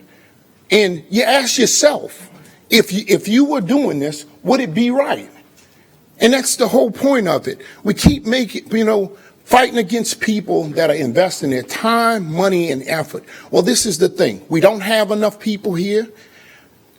The wall, below the wall, the insurance is out of the roof. Sooner or later, Jesuit Bend ain't going to have no residents because they ain't going to be able to afford to live there. So what we going to do? There's many other issues that go along with having this park and supporting this plant. Okay? Delta's coming behind it. Yeah, Biden turned it down, but Delta's coming on side of it. So what are we going to do? We got to house the people. We're going to force them down the road, and, we don't care about that. We force them down the road, and we don't care about the people down the road. It's actually a great location. There's one across the park, and they can't say, they're going to bring in people that's going to steal our RVs and all this. Well, we knew that we were going to have issues when we took this plant, because I'll tell you this, every parish on that river turned that plant down except for Plaquemines, and we took it. We needed it because I drive to Venice, and there wasn't a car on the road at 10, 11 o'clock at night. And we kept saying, what are we going to do? We messed up Venice because we never developed it, and Fouchon developed. And we messed up that with the oil and gas. Now we have an opportunity for people that are from here to invest their time, their money, and make some money. We're going to keep on doing it. Guess what? The neighbors, that's our problem. We weren't about fussing with our neighbor behind our grass, and things are happening just as fast. That's why we share state representatives. We don't have residents. We don't have enough people here. We're just going to keep beating ourselves up. Prior council, prior situation. Plaquemines Parish is going downhill. This is a project for us to better and make a better place. And guess what? Just like the insurance man said, south of that wall, y'all do it. I live on Woodland Highway. I have a house on Woodland Highway. And guess what? My insurance went up to $13,000, and it's going to go up another 14% again. If we don't do something to build a morale and make money around here, guess what? All the doors are going to close, not some of them. And also, the state that property was, it was agriculture. You know why they did that? That's tax reasons. We do it all over the parish. We put it as agriculture so we don't have to pay the right taxes. Okay? So now there's a man, a developer. We're going to turn him away. Hey, we don't want your business. That's the only person they're talking about. Out of all the situations, we got one person we fighting against. For what? We can't continue to do that. We got to have progress in this parish and do the right thing, man. Everybody's talking in their little huddles and all that stuff. Guess what? The man's trying to do the right thing. He's investing his time and his money, and it's needed. The demand is there. Why stop him? Because of personal reasons? Oh, they're going to steal my ATV. That's supposed to, sway you. Well, guess what? We got a whole bunch of thieves down in the south part of the parish. Then, if you want to consider the workers in that plant that's earning way more money than the average person around here, they all thieves. They thieves. We got this issue and that issue. They're working people. They paying $20-some an hour to walk around and carry a clipboard and check people in. These are the people that's coming here to work. We have to house them. So why not? You know, ask yourself that. I want y'all to dig down inside and ask yourself the truth. Not because my buddy said this or this one said that. Ask yourself the truth. You drive down there and see if that's not a great location. Man's going to build a first-class park, just like Peavi's built on Foster Canal. First class. Go down there and see it. And guess what? Y'all voted. Everything's good. Everything's good. One man you're fighting against. You know, I need y'all to dig inside and ask yourself the truth about what's going on, about the backdoor talking and all the bullcrap that comes with it. You know, quit running people. You know, y'all running people from business. This man's from here. He's not an outsider. You know, you just let China build a $20 billion plant in your parish, but you're going to fight a man about $1.5 million investment? Come on, man, be for real with yourself.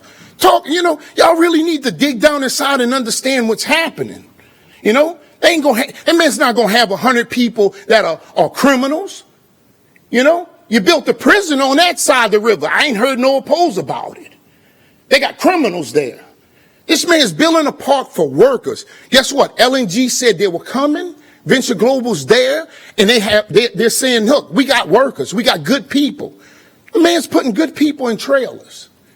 These people are packing up. They're not broke people. They're coming with their trailers to go to work and build a plant that's supposed to make us tax dollars. Yes, yes, sir. So, thank y'all. Thank you. Mr. Brooks. I'm not on either side because, you know, I'm on the East Bank, but I don't feel sorry for either side. I'm being honest with you. I don't feel sorry for either one because we can't put a trailer on our property in no kind of way because then we are not allowed. So we don't have no economic development on our side at all.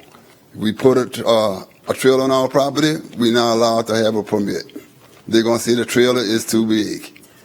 You don't want to bring campers on our side of the river because they say we don't have a ferry.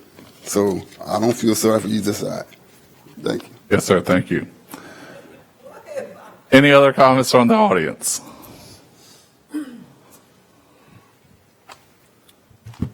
Ryan Becknell, 13949 Highway 23. And also, I own the piece of property right next to my brother, 14525. I'm actually currently developing a home in the process. I make 6 generations in a family business. I grew up down here in the same place, riding four-wheelers around. You know, Mr. Frelish had made a great point. His had got stolen not that long ago. A cousin of mine had a vehicle that was stolen out of his front yard, if you will, that was chained up to a pole with a for sale sign on it. I'm not saying that it was one of those people from LNG or anything like that. I know theft happens everywhere. It's just not something that I want to see in my neighborhood. I didn't grow up in that type of environment. I didn't grow up with 100 strangers. I grew up with family, cousins, aunts and uncles. I'm just going to ask y'all all, please, we don't want to see it happen in our neighborhood. Please vote no. Thank you. Any other comments from the audience?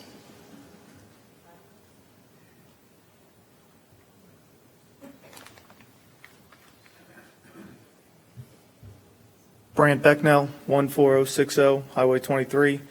I know y'all probably heard Becknell a lot tonight, so I'll try to keep it short.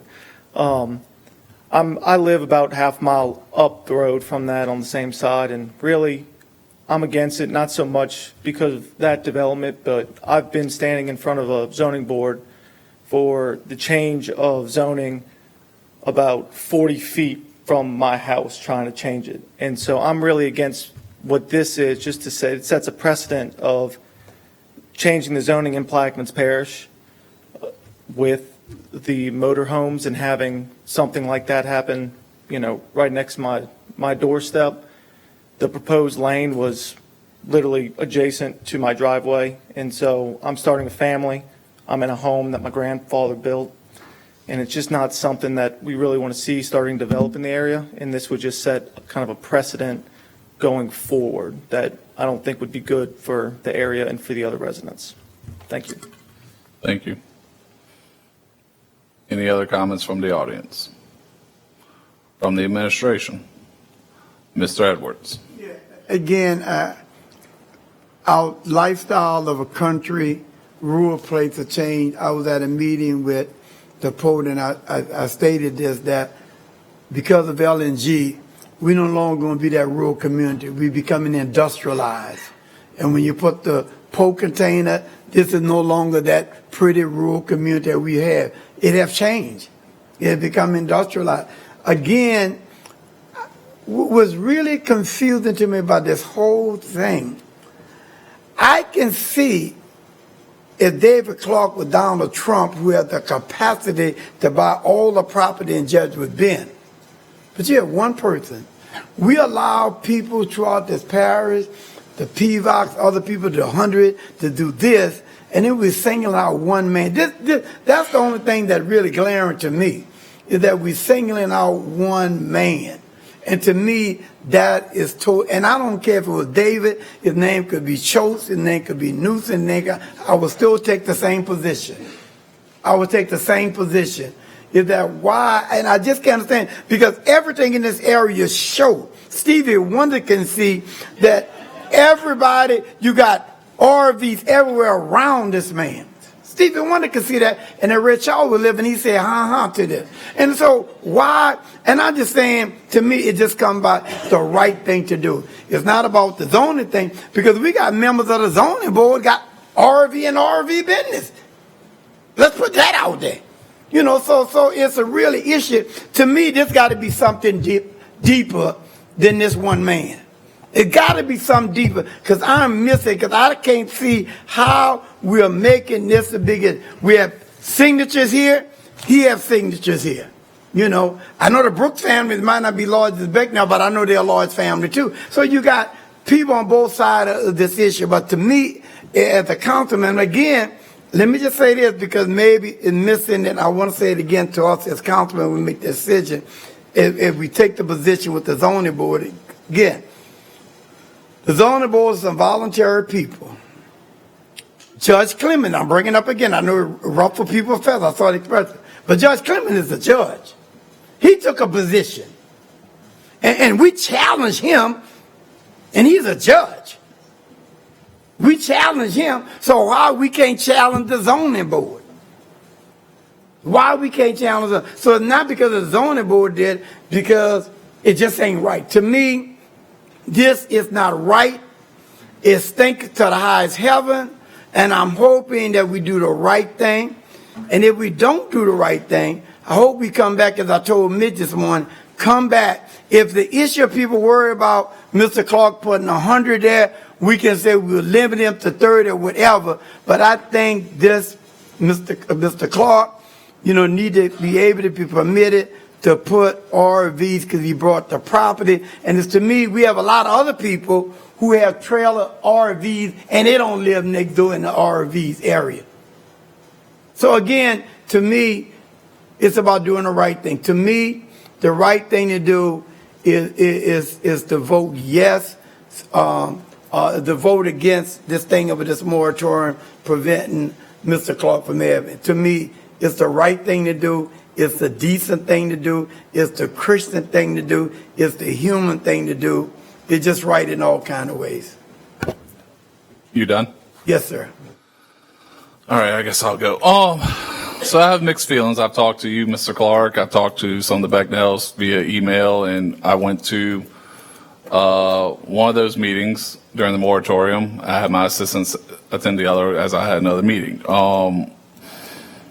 My own grandpa owned a trailer park probably not even a half mile from there, and he ran it well before he passed away. I'm assuming it still ran well. So I don't see a problem with that. Talking about stolen ATVs and stuff, we have stuff stolen in heart of Belle Chase. So you can't blame that on the RVs. I mean, I know I've seen your businesses, other businesses, and they ran well. So regarding the image, I don't have a problem with that. However, some of my questions I have, and if you want to come up, Mr. Clark, to clarify something. Based on reading the transcript, it looks like you're proposing 40 spots, but based on the land and everything, you can have 146. Is that correct? No, that drawing, I'm sorry, can you hear me? Okay, that drawing was for actually another piece of property that my wife spoke about. So how many can...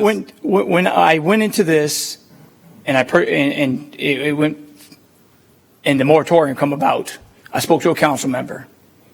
And he advised, do not spend any more money, because I was getting ready to write a $10,000 check to start the drawings. I didn't know what the conditions were going to be, 30 spots, 40 spots. I didn't have anything. I threw up 3 spots, one for 28 that will fit around the fire hydrant. It wasn't going to be very pretty, but to fit around the fire hydrant where I didn't have to run a fire line. I run a 40 spot that you guys have in the drawing, and then I just... But how many can it hold according to, because that's part of the problem is it's based on not square footage, but acreage and all that. How many, because as to address one of the concerns that Becknell's all stated is, can you come back a year from now and add another 40 without buying any more property? Not without council approval. I get that, but you own all that property, so you could always come back and add more with... I didn't buy 16 acres to put 16 acres of trailer park up. He said I didn't live by it. My plans are to actually eventually move down there.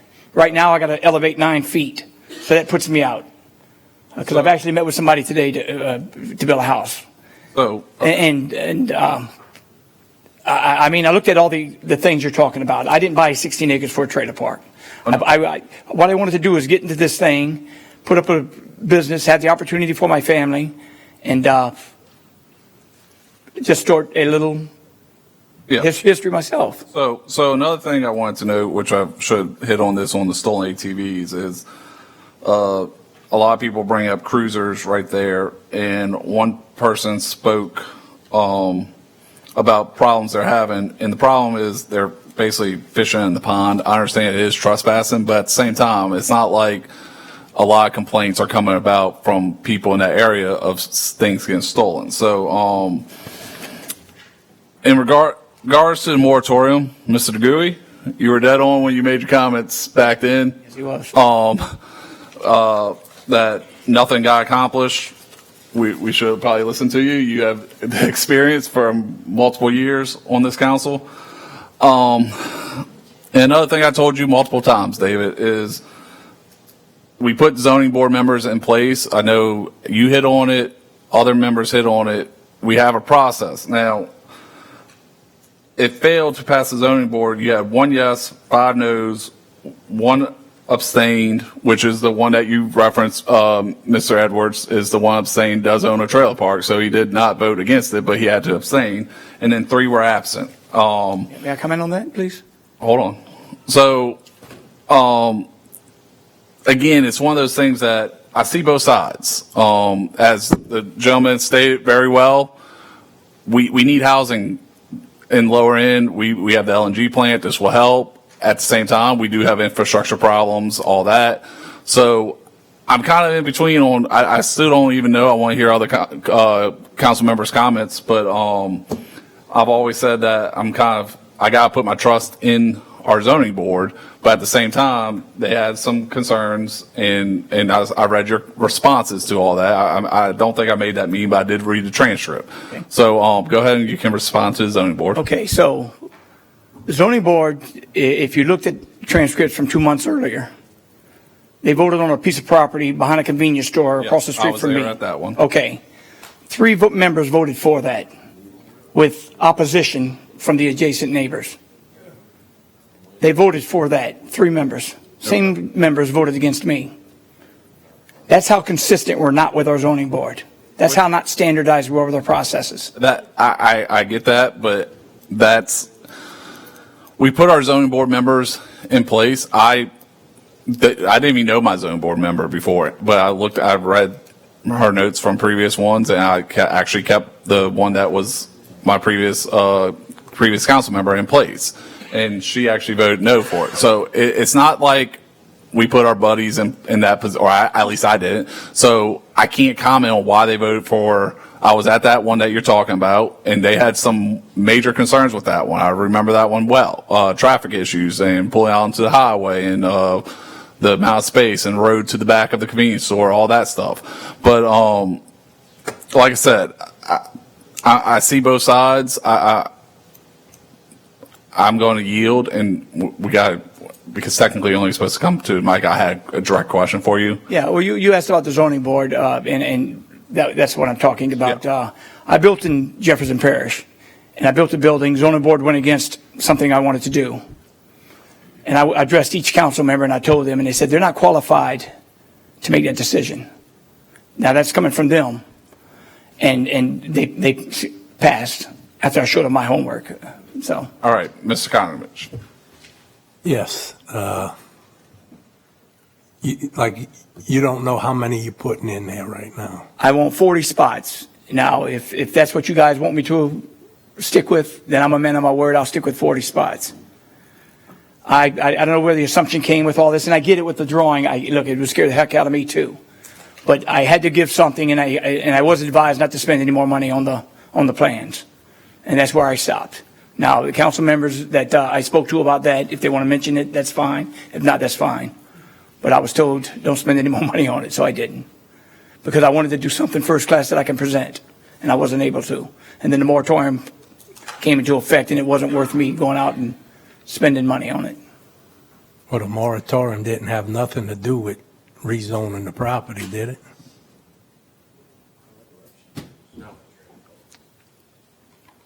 But no. I know you and your wife, I know the Becknells. Mm-hmm. I'm in the same thing. If I have property, I want to do what I want to do. And I understand their side. They live there. They don't want certain things by their properties. I got letters from people on your side. I got letters from the Becknell side. The only problem I had from the Becknell side is one of them or two of them said we didn't know who was going to go in these trailer parks and send them down the road. Well, when we was making the ordinances to move all the trailers down below, same thing came up. Move them all down the road. We don't know who's going to be in them. Well, neither do I. So do I want them by my house? Well, and I agree with that. And you heard him himself. He gets workers from out of the country that come and work and stay in temporary housing. So the workers I'm going to be bringing in are TWIC card holders, meaning they get a background check before they go. If you go to any one of my businesses, you'll see what kind of music we play. We play Christian music. I'm top notch with my business. I stand firm with it, and I don't allow any nonsense. Because of political BS, I'm going to vote away that I don't believe in. I'll leave it at that. Everybody good? Mr. Newsom. Thank you, Mr. Chairman. So a lot of talk has been spoken about the moratorium. I'm not going to, I think Dr. Guy's head is swollen enough that we all should have listened to him earlier, but this is not and he was correct, so props to him. I should have listened to him more than what I did. I apologize, Dr. Guy. Should have listened to knowledge. A gray hair come with knowledge, that's it. So, this is not a moratorium issue. This is we talked about a zoning issue. Let me just clarify some things that were said that I think, Mr. Edwards, I know you spoke about the zoning board and you referenced that not following the zoning board, this council, that's there might have been a previous council that has done that, but this council has not. Let me just, for the record, clarify that. This council has not done something against the zoning board. So let me just, I know you probably was meaning previous councils. We have a zoning board. We spoke about that. All 9 members of this council put up a member of the zoning board. When I took over, I had to name a member of it, and I did some research, and I picked a candidate that was qualified. So I think you made a statement earlier about not being qualified. The candidate I picked was has been in the building trades and has knowledge of that. So that's not a fair statement to pick on the zoning board, because they do their best. I'm not addressing Mr. Clark. They do their best, and I think they do put their hard effort, time into trying to doing the right thing, not trying to doing the right thing. Some folks also mentioned about housing and stuff. This is not part of a housing program anywhere. So this is zoning. That's what this is. Let's cut it down to what it is. This property that you bought at the time when you bought it, I know you were aware it was A2. So A2 has certain restrictions. Look, I'm sitting with Mitra Rose all week this week in zoning. I've learned a lot with zoning, along with our legal team that we had. I've learned, you get to learn a lot on this. So zoning is really, it's tough to deal with that because I don't know all the answers. I don't. But we have people that know the answers that I refer to. The zoning board is put in place.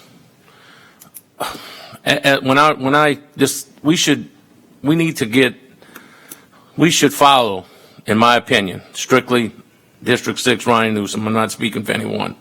I will follow my zoning board member decision, because when we put people in place and they make decisions and we don't back them up, to me, if we don't do that, it's useless to have this board. The board, if we don't done it, we might as well disband the board and we'll just hear everything up here. We all are bitching. We all are complaining up here. The zoning board is there for a reason. Some people like the decision, some people don't. But it's their decision. It's a decision these 8 of us are going to have to make today. Some people are going to like it, some people are not. And we have to move on. But I will support the zoning board, because I think it's incumbent of us to do that, because they are sitting in place, and I will support my member's vote. So now let's talk about zoning when we change things. Look, it don't take a rocket scientist to know that we have housing issues. Everybody's waiting. We go walk out, probably, well, I don't know if the traffic's finished by now, but probably not. We have traffic issues. We know that. But as we spoke earlier with the port, I don't know if folks were there with the port, we are in the peak right now. It should taper off September. So with that, while we zone, when we make changes, remember, if we make this change, this is a permanent change to a temporary problem. So with that, I will just let everybody know I will be supporting the zoning board's decision. Well, could I respond to your? I didn't ask you a question, Mr. Clark. No, sir. Thank you. I just wanted to add one more thing that I didn't talk about earlier. Some people said, oh, grant them the temporary permit. This is not a temporary permit for like normal. This is a complete rezoning issue, which is part of my problem and why I had to go before the zoning board. Do we need to change our zoning for temporary? Maybe. But I just want to clarify that this is not a temporary permit. This is a rezoning issue. Mr. Edwards. Yeah, again, I want to go back to Commissioner Champagne about, supporting the zoning board. Every council member that put me on the zoning, every zoning board member that put me on the council never told me how to vote. Never had me. They put me there for independent. But again, we have a responsibility. We're sort of like the Supreme Court. No, I'm serious. When it comes down, it's the same way. And I keep bringing this stuff to Judge Clemens to us, because us to understand, he's a judge. He made a decision, and we if we hold the same premise that we deal with the zoning board, then we shouldn't have no problem with a judge making a decision. I'm only using that analysis if we hold it on that. I'm just saying that at some point, my wife and I could have some disagreement. If we figure the zoning board did something as a body that we feel just ain't right, and there's no question, we need to make that decision. I just think that the zoning board position shouldn't have anything to do with how we vote. We should vote because of what was did, whether it's right or whether it's wrong. You know, and I keep saying that, and I don't want to bring that up, but I think just the saying that just because the zoning board did it, you know, because you always got another level, you know. You know, if a lawyer says something, we go to the attorney general to get his opinion. So there's always that level. This is the role we standing in right now. And so even if our zoning members have a problem, we say, well, after we looked at it, we just think that what you did was wrong. And we got to be able to take those positions. You know, one of the things that I've lived with Martin Luther King said, the ultimate measure of a man is not where he stands in a moment or convenient, but where he stands in a moment of controversy. This is a controversy, but we got to do the right thing. And it's not based on the zoning board. At least that's my opinion. It shouldn't be based on the zoning board. Any other comments, Ms. Edwards? You done? Yeah, I'm sure. Mr. Champagne? Yeah, the one point I think no one's made, and at least not clearly, is I think this whole thing lacked clarity. I mean, I had no ideas at 40, 400, 146. I wonder if the zoning board had the same issue. I don't know, because it was not clear to me, because there's 3 different drawings. It was very unclear. So some of this could have been very much been a self-inflicted wound. As far as zoning board goes, I think changing the zoning board is put in place to do extensive research, to do the hard work, to make the decisions. We put them in power to try to figure this all out for us so we can do other things. Their job is to focus on the business of the parish as relates to zoning. And they do a really good job. Apparently when people don't get the results they tend to complain. But there is a process. There's some type of way you can appeal this. And I think that's maybe where we find ourselves. I read through this thing a number of times. I don't see anything that they did that was nefarious or mean-spirited. I think one of the solutions we need to look at is offering temporary mobile home sites for these folks where we don't change the zoning, because we do have a housing need. I think Mr. Dannett touched on the fact that we have to put these people in places where they can live. It's good for the community, but it shouldn't have permanent, long-lasting effects. I think we need to put some guardrails in place where people can come and allow people to stay. And if they meet these conditions, we'll continue to renew on an annual basis. We need to look at a different approach. Does it permanently alter the landscape of the neighborhood? I would say not. I would say this has been agricultural forever. But when's the last time a crop has been had there? When's the last time a cow was walked on that piece of property? I can't tell you. And I think the Becknells, if you guys are so passionate about it, buy it from him. Plant orange trees. I'd be all for it. I think everybody has a valid argument here. But to just sit here and say we're just going to not allow someone to develop their property, I think that also is not right either. I think there's a compromise that can be had. Again, I would put that on the zoning board, but I think there is a compromise somewhere. Again, I am not for permanent zoning change. I want to make that clear. I don't stand for that, because at the end of the day, 10 years from now, this is still our home, and everybody else is going to be gone, and we're going to be left with the scars and the scabs. We don't need that. I yield. I'm going to give Mr. LaFrance a chance to get back up for the vote. Any other comments from the table?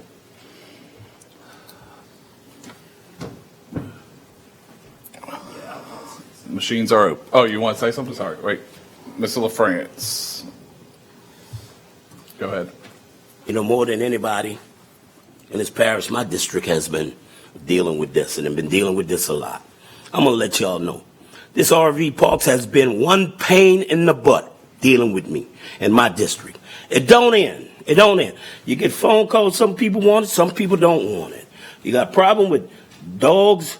The tenants come and they use the bathroom in other people's yard. That's the last thing I got. It's been a pain.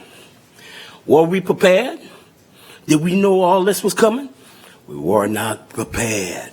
We had no idea. We don't have the water. Just the other day, we had low water pressure. I got 2 items on the agenda for rezoning. And I've been deferring it. And y'all know I've been sued. You know? So, I'm having support rezoning in the property for any trailer park, and I can't do it because I ain't doing it in my district. So, whose district this is in? Mr. Jersey. And how do he feel about it? He say he's to move on it, but he didn't give me any input. See, there we go again. Now we're moving on people item, even though he said to move on it, but this is his district. We really need to hear from him. My understanding, correct me if I'm wrong, legal, that it's up against the timeline at this point because of since the vote of the zoning board. So things always could be reintroduced. I mean, I know, but I asked Mitch if he just wanted to defer, and he said it's a timeline. Mr. Burris, do you want? I talked to Mitch. Mitch made it very clear that he's against it. Mitch made that very clear to him, and I had a conversation.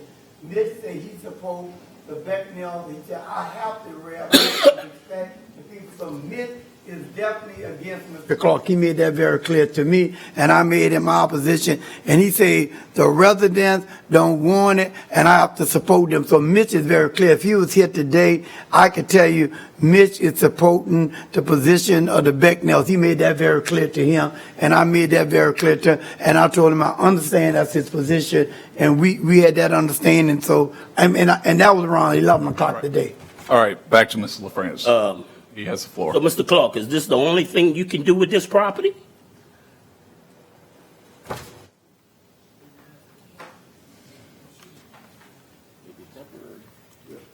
If you're asking if I'm a former, no. But I went. I actually, we had a 6-month moratorium to put something in place for temporary parks, and I was for that.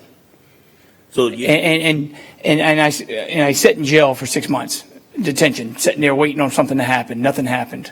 So there's no plan B? Well, a plan B for my property as far as... If it can't be used as a trailer park, no plan B? There's a plan B. I'm going to clear the land off and do what I need to do after that, whether it's moving on it or whatever I'm going to do. Right now, like I said, I looked into some type of housing, and you got to jack up 9 feet in the air. I'm not ready for that. We also, y'all know we had a guy that wanted to buy that property over there next to the Philisac. You remember that? The handy pack right above Alliance Refinery. Correct.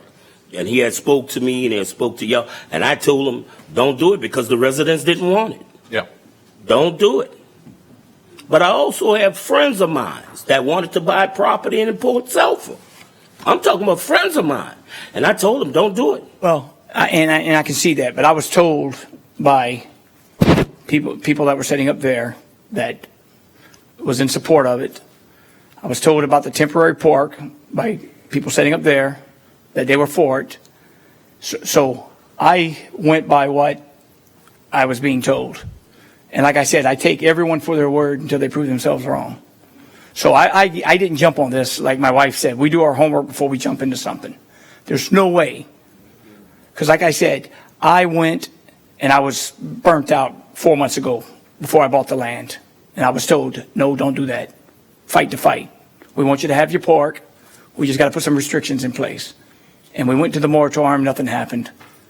And so I took it for that. I believed in that. I believed something was going to happen. Now, it's not the individual's fault that things didn't happen. It's whoever took control of the situation and didn't follow through with it. You know, that's where the ball was dropped. I went to the meetings. If there were some strict restrictions where I couldn't have over 20 spots, then I would have went with that. If it was 50 spots, I would have went with that. I was waiting for instructions. That's why I didn't proceed with the drawings. That's why I didn't do any of that. But I didn't go in half-cocked. No, I did not. Here's a chart. I'm sorry? Here's a chart that we have from our port. And as you look at the chart, the need for RV spots is steadily going down. And if you go through my district, if you go through Port Sulphur, you're gonna see a lot of empty spots. But if Venture Global wasn't there right now, I would still buy this land for an RV spot. All It's a right, great location. you gotta wait for him to ask. I'm sorry. Ask you a question. But like I said, I couldn't support any, zoning change for my district. And I can't. And is that a question or no? No, that was it. Mr. Chairman. Yes, Let's call for questions. call for question has been called. Machines are open. Yes is for the rezoning change for Mr. Clark. No is against the rezoning.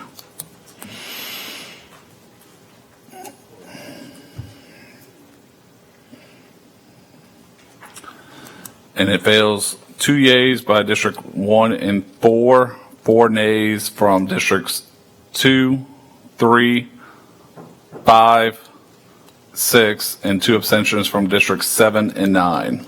Can you keep that? Hold on, I need to write that down. Just give me a second. So the measure fails.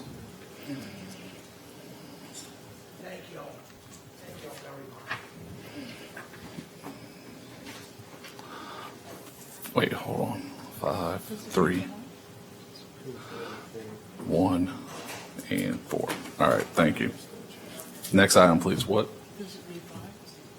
Yeah, no matter what, use 5.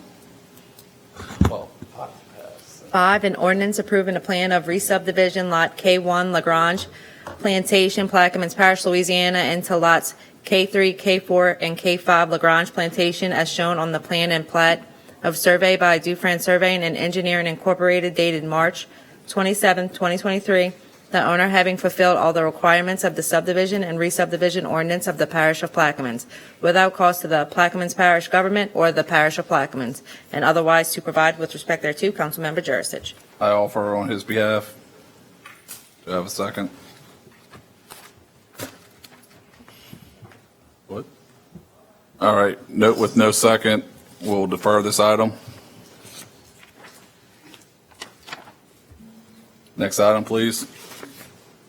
B, an ordinance to amend the 2023 General Fund Operating Expenditure Budget, Coastal Resource and Protection Department, and the 5-year Capital Improvements Plan Levy Repair Ironton Myrtle Grove Non-Federal Levy Project, and otherwise to provide with respect thereto. Councilmember LaFrance. Offered by Mr. LaFrance, second by Mr. Cognovich. Any comments from the audience? This one has changed. Can you read the changes? Yeah, it's the year to 2024. All right, so the changes are, instead of 2023, it's 2024 throughout. Any comments from the audience? Administration? Say, Mr. Newsom. So, is this, what are we buying, a tractor, Mr. For a big tractor? 15 for the bush hog. Oh, okay. Thank you. Any other comments from the table? Machines are open. Mr. Edwards is not here.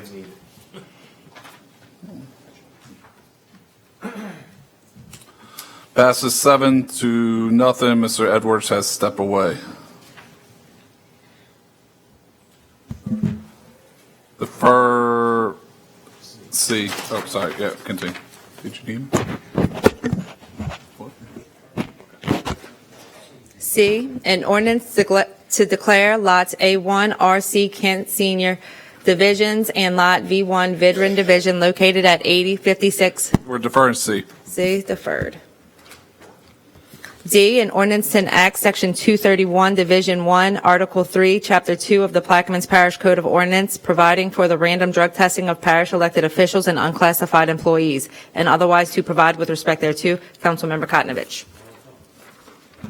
Offered by Mr. Cognovich. Second by Mr. Newsom. Any comments from the audience? Administration? Table? Yeah, this is going to be random. And if it's random, how much time do you have before you have to go take the test? Is that a certain time? Yeah, Immediate? What is immediate? I don't know if it's an hour, a couple hours. An hour? It's immediately. Can't be immediately, because if I got to drive What's from the Venice, location? What's the location? wherever they take the drug test, Port Sulphur, they got one in Gretna they take, wherever, And if you're out of town? then you call them up, say you're not here. Are you done, Mr. LaFrance? Huh? Are you done? Yeah. Mr. Newsom? Yeah, we do have a policy within the government, correct? So this policy will mirror that, this legislation will mirror that policy? Is that kind of where we're going with this? Yeah, it brings you into inclusion with that policy. Oh, thank you. Currently, it's classified only. We're not creating a new policy. Right. Right. Okay. Ms. McCarty? Go today. I gotta go right now. You don't want to All right. Come on. Let's get done. Ms. McCarty? Okay, so as I stated earlier, in doing my research, I discovered that for classified employees, we have relatively mostly HIPAA compliance, but for unclassified employees, we do not have a procedure for this yet. So therefore, it's putting the cart before the horse. I would just like to have procedures ready for the testing, for HIPAA compliance, before we do the testing. And that's why I'm voting no right now. Mr. Witchers, you look like you want to respond. Yeah, Ms. Patty, what it does, the procedure is there to include you into the pool.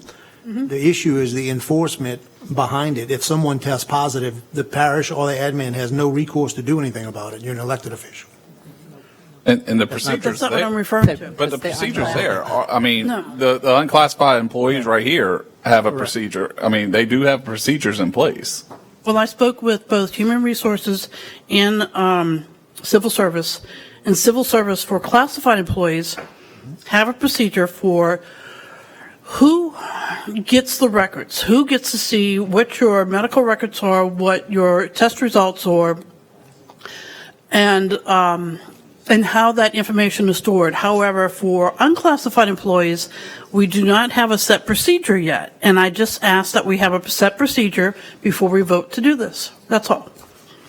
You yield? That's it? That's it. I yield. Mr. Edwards? Yeah, and again, I did the same thing, but I got a different response than Patty. My understanding that we would mirror what the parish government have in place for classified employees.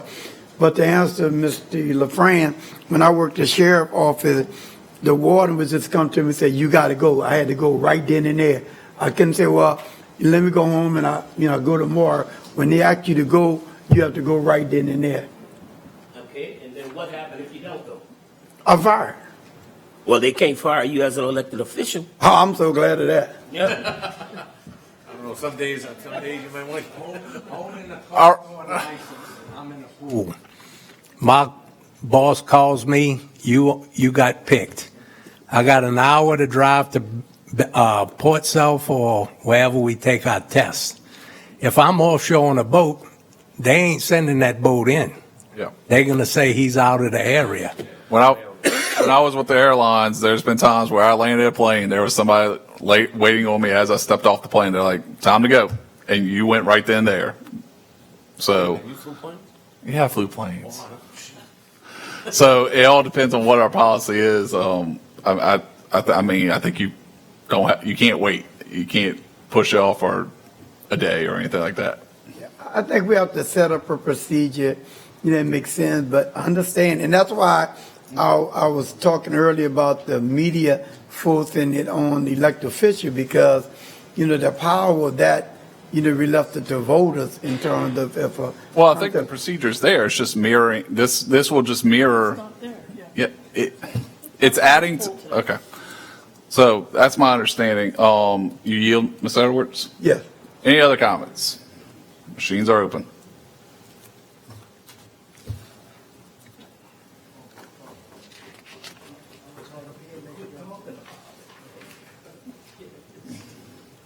Passes 7-1. Ms. McCarty voting against. Now, if they start checking for cheeseburgers, I'm in trouble. Me too. I had a cheeseburger for lunch, so we're all in trouble, actually. All right, next item, please. E, an ordinance to amend the 2024 general fund operating expenditure budget, Plaquemines Care Center Department, and otherwise to provide with respect thereto. Councilmember Schultz. I offer. Ask for a second. Second. Second by Mr. Newsom. Any comments from the audience? Administration? Table? Mr. Kognovich. Why are we going back? So- I had to fight y'all to get for the YMCA. Well, that's the thing. So, And we gave to them, and they get more grants than anybody.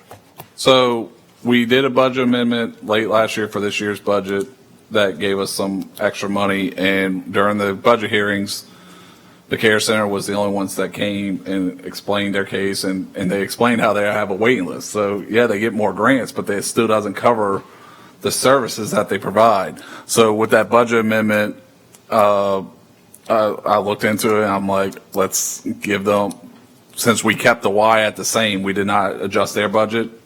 Like at the budget hearing, I was like, let's bump them back up to basically where they were. What was that, 7-2? What? Vote? For what, the Y? I think so, yeah, 7-2.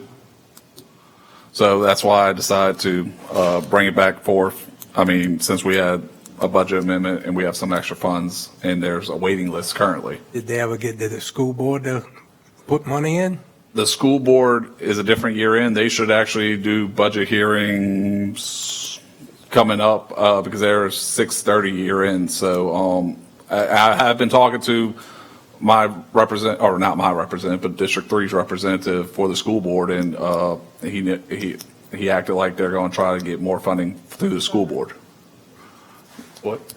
Yeah, and so they are going to work on it, getting more funding for the Care Center through the school board, since they do go into a lot of the schools and provide services for the kids. You yield? Yep. Any other comments? Machines are open.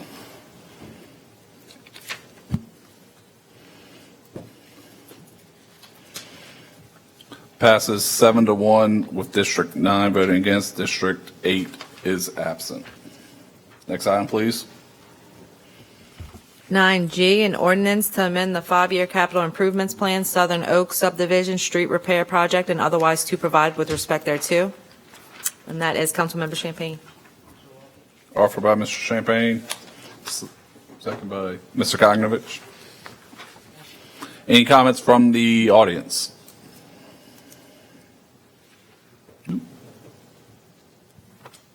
Mr. Chris, any money we can get the highway repaired out in front of the tire shack, that big hole in the road? Say again? That's DOTD, and actually I have been in touch with our state rep about that hole currently. Pretty bad. You're talking about right in front of Eagle, right? Eagle Auto? Eagle tire shack, right? Yeah. Well, I have been in contact with them, and they're fixing it tomorrow, according to Mr. Solis back there. Thank you. So it's bad. They know about it, and they're working on it. Along that line, if you haven't been down to the plant and down below there, Highway 23 is almost unpassable. Most of us drove it this past weekend for the chili cook-off, so I am aware. Free roller coaster. So, all right, any other comments from the audience? Administration? Mr. Edwards? And I talked to Councilman Champagne about this, and I told him vote yeah, but my concern is I want to know how much money we got in there, because I'm pretty sure every district could use this kind of work done. So he's giving it that every district can really use this. And if we got 9 districts and each one of us will come with $250,000, then there's not enough money here. But one of the things they're saying that they're supposed to replenish, because I just think that when you do stuff like this, every district should be allowed that. Because I know I have a lot of areas in District 1 where we can do some overlay too. So I just think that when we look at it, we've got to make sure that we're consistent, that we make sure every district is able to get this amount. Yes. Thank you. I think next year will be a lot better come budget time with rollover. So we are looking into that. And I know we appropriate money for Highway 11, and that's in the works right now. So that's multiple districts. I had some repair work in my district, so that had to be done. So we are aware, and like I said, come budget time next year, we should be a lot better. Mr. Champagne. No, I agree with Councilman Edwards said, and I think it's imperative that we prioritize the projects that we all have and each, be responsible with the limited funding we have. And even as the funding increases, we still need to be aware of that and prioritize our efforts across the parish, both East and West Bank, North and South. This neighborhood has not had that road resurfaced in over 30 years. It's like driving on the moon. I've been speaking with the administration, particularly President Hinckley, about this since day one in office, and he has concurred. Again, I ask for your support on this. It's in bad shape, and I yield. Mr. Newsom. What? On G. Yes, G. Got F. Yeah, we're on G. So, thank you, Mr. Chair. I was doing research when I was reading over, I guess, what I'm asking, Mr. Hinckley, that I know there's some, throughout, Washington delegation and throughout stuff, there is some funding available. I looked it up on the old internet there, and they do have some funding available till 2026 for safe streets and stuff. So I don't know who's the person, so maybe I'll try to get some of that funds. I think it's still available. I think we got till the end of February to put in for something. So if we have somebody that can do that, it would really help. I'm sure you. So just make you aware. Thank you. That's all. Machines are open.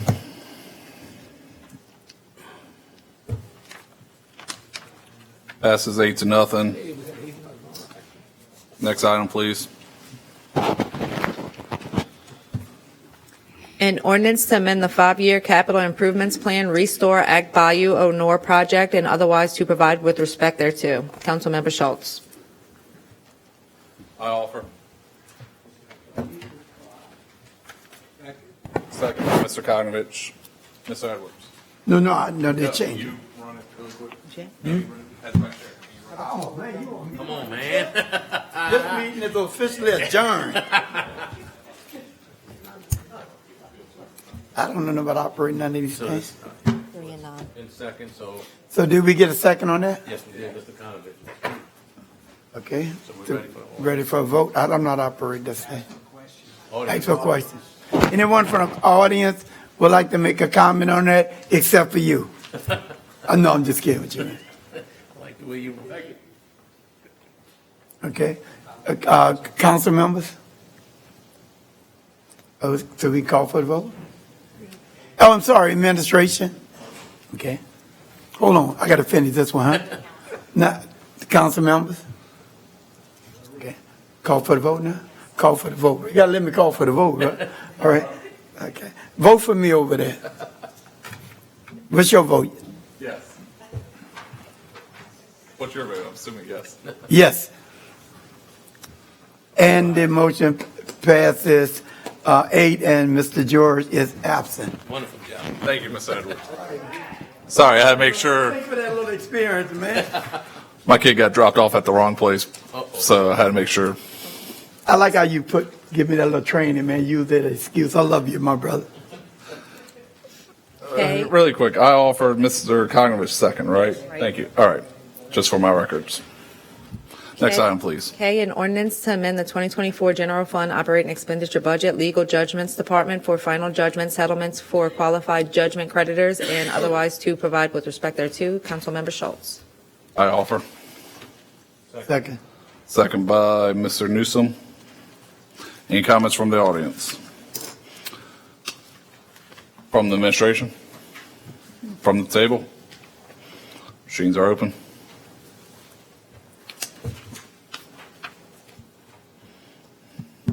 Passes 8-0. Next item, please. L, an ordinance to amend and as amended readopt Section 415B, location of business limited of Chapter 4 of the Plaquemines Parish Code of Ordinances and otherwise to provide with respect thereto. Councilmember Gouy. Offered by Mr. Gouy, second by Ms. McCarty. Any comments from audience, administration, table? Machines are open.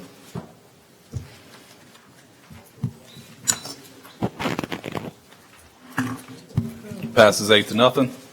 Next item. 10, approval of the minutes from the January 25th, 2024 regular meeting. Offered by Mr. LaFrance, second by Mr. Kognovich. Comments from the audience, administration table, machines open. Passes 8-0. Next item, please. 11, new business. 11B, District 6 update, Councilmember Newsom. Mr. Newsom. Do we have any food truck people here that want to speak? Any food, anything with short-term rentals that would like to speak? Deferred, please. All right, deferred, we need to go back to the intros. 8, introduction of ordinances and resolutions. This one is under Councilmember Champagne, an ordinance to declare lots A1, A-1, RC Kent Senior Divisions, Lot V1, Verdine Division, located at 8056 Highway 23, Belchase, Louisiana, and lots V-2 and V-3, Verdine Division, surplus property, and authorize the parish president to declare it surplus property, and authorize the parish president to do all things necessary and proper according to law to sell the aforementioned properties to the Plaquemines Port Harbor and Terminal District, and otherwise to provide with respect thereto. And that's it. All right, entertain a motion for adjournment. Motion by Mr. Kognovich, second by Ms. McCarty. Machines are open. Councilmember. Hey, we finally got 8-0 on adjournment. We have adjournment at 7:01.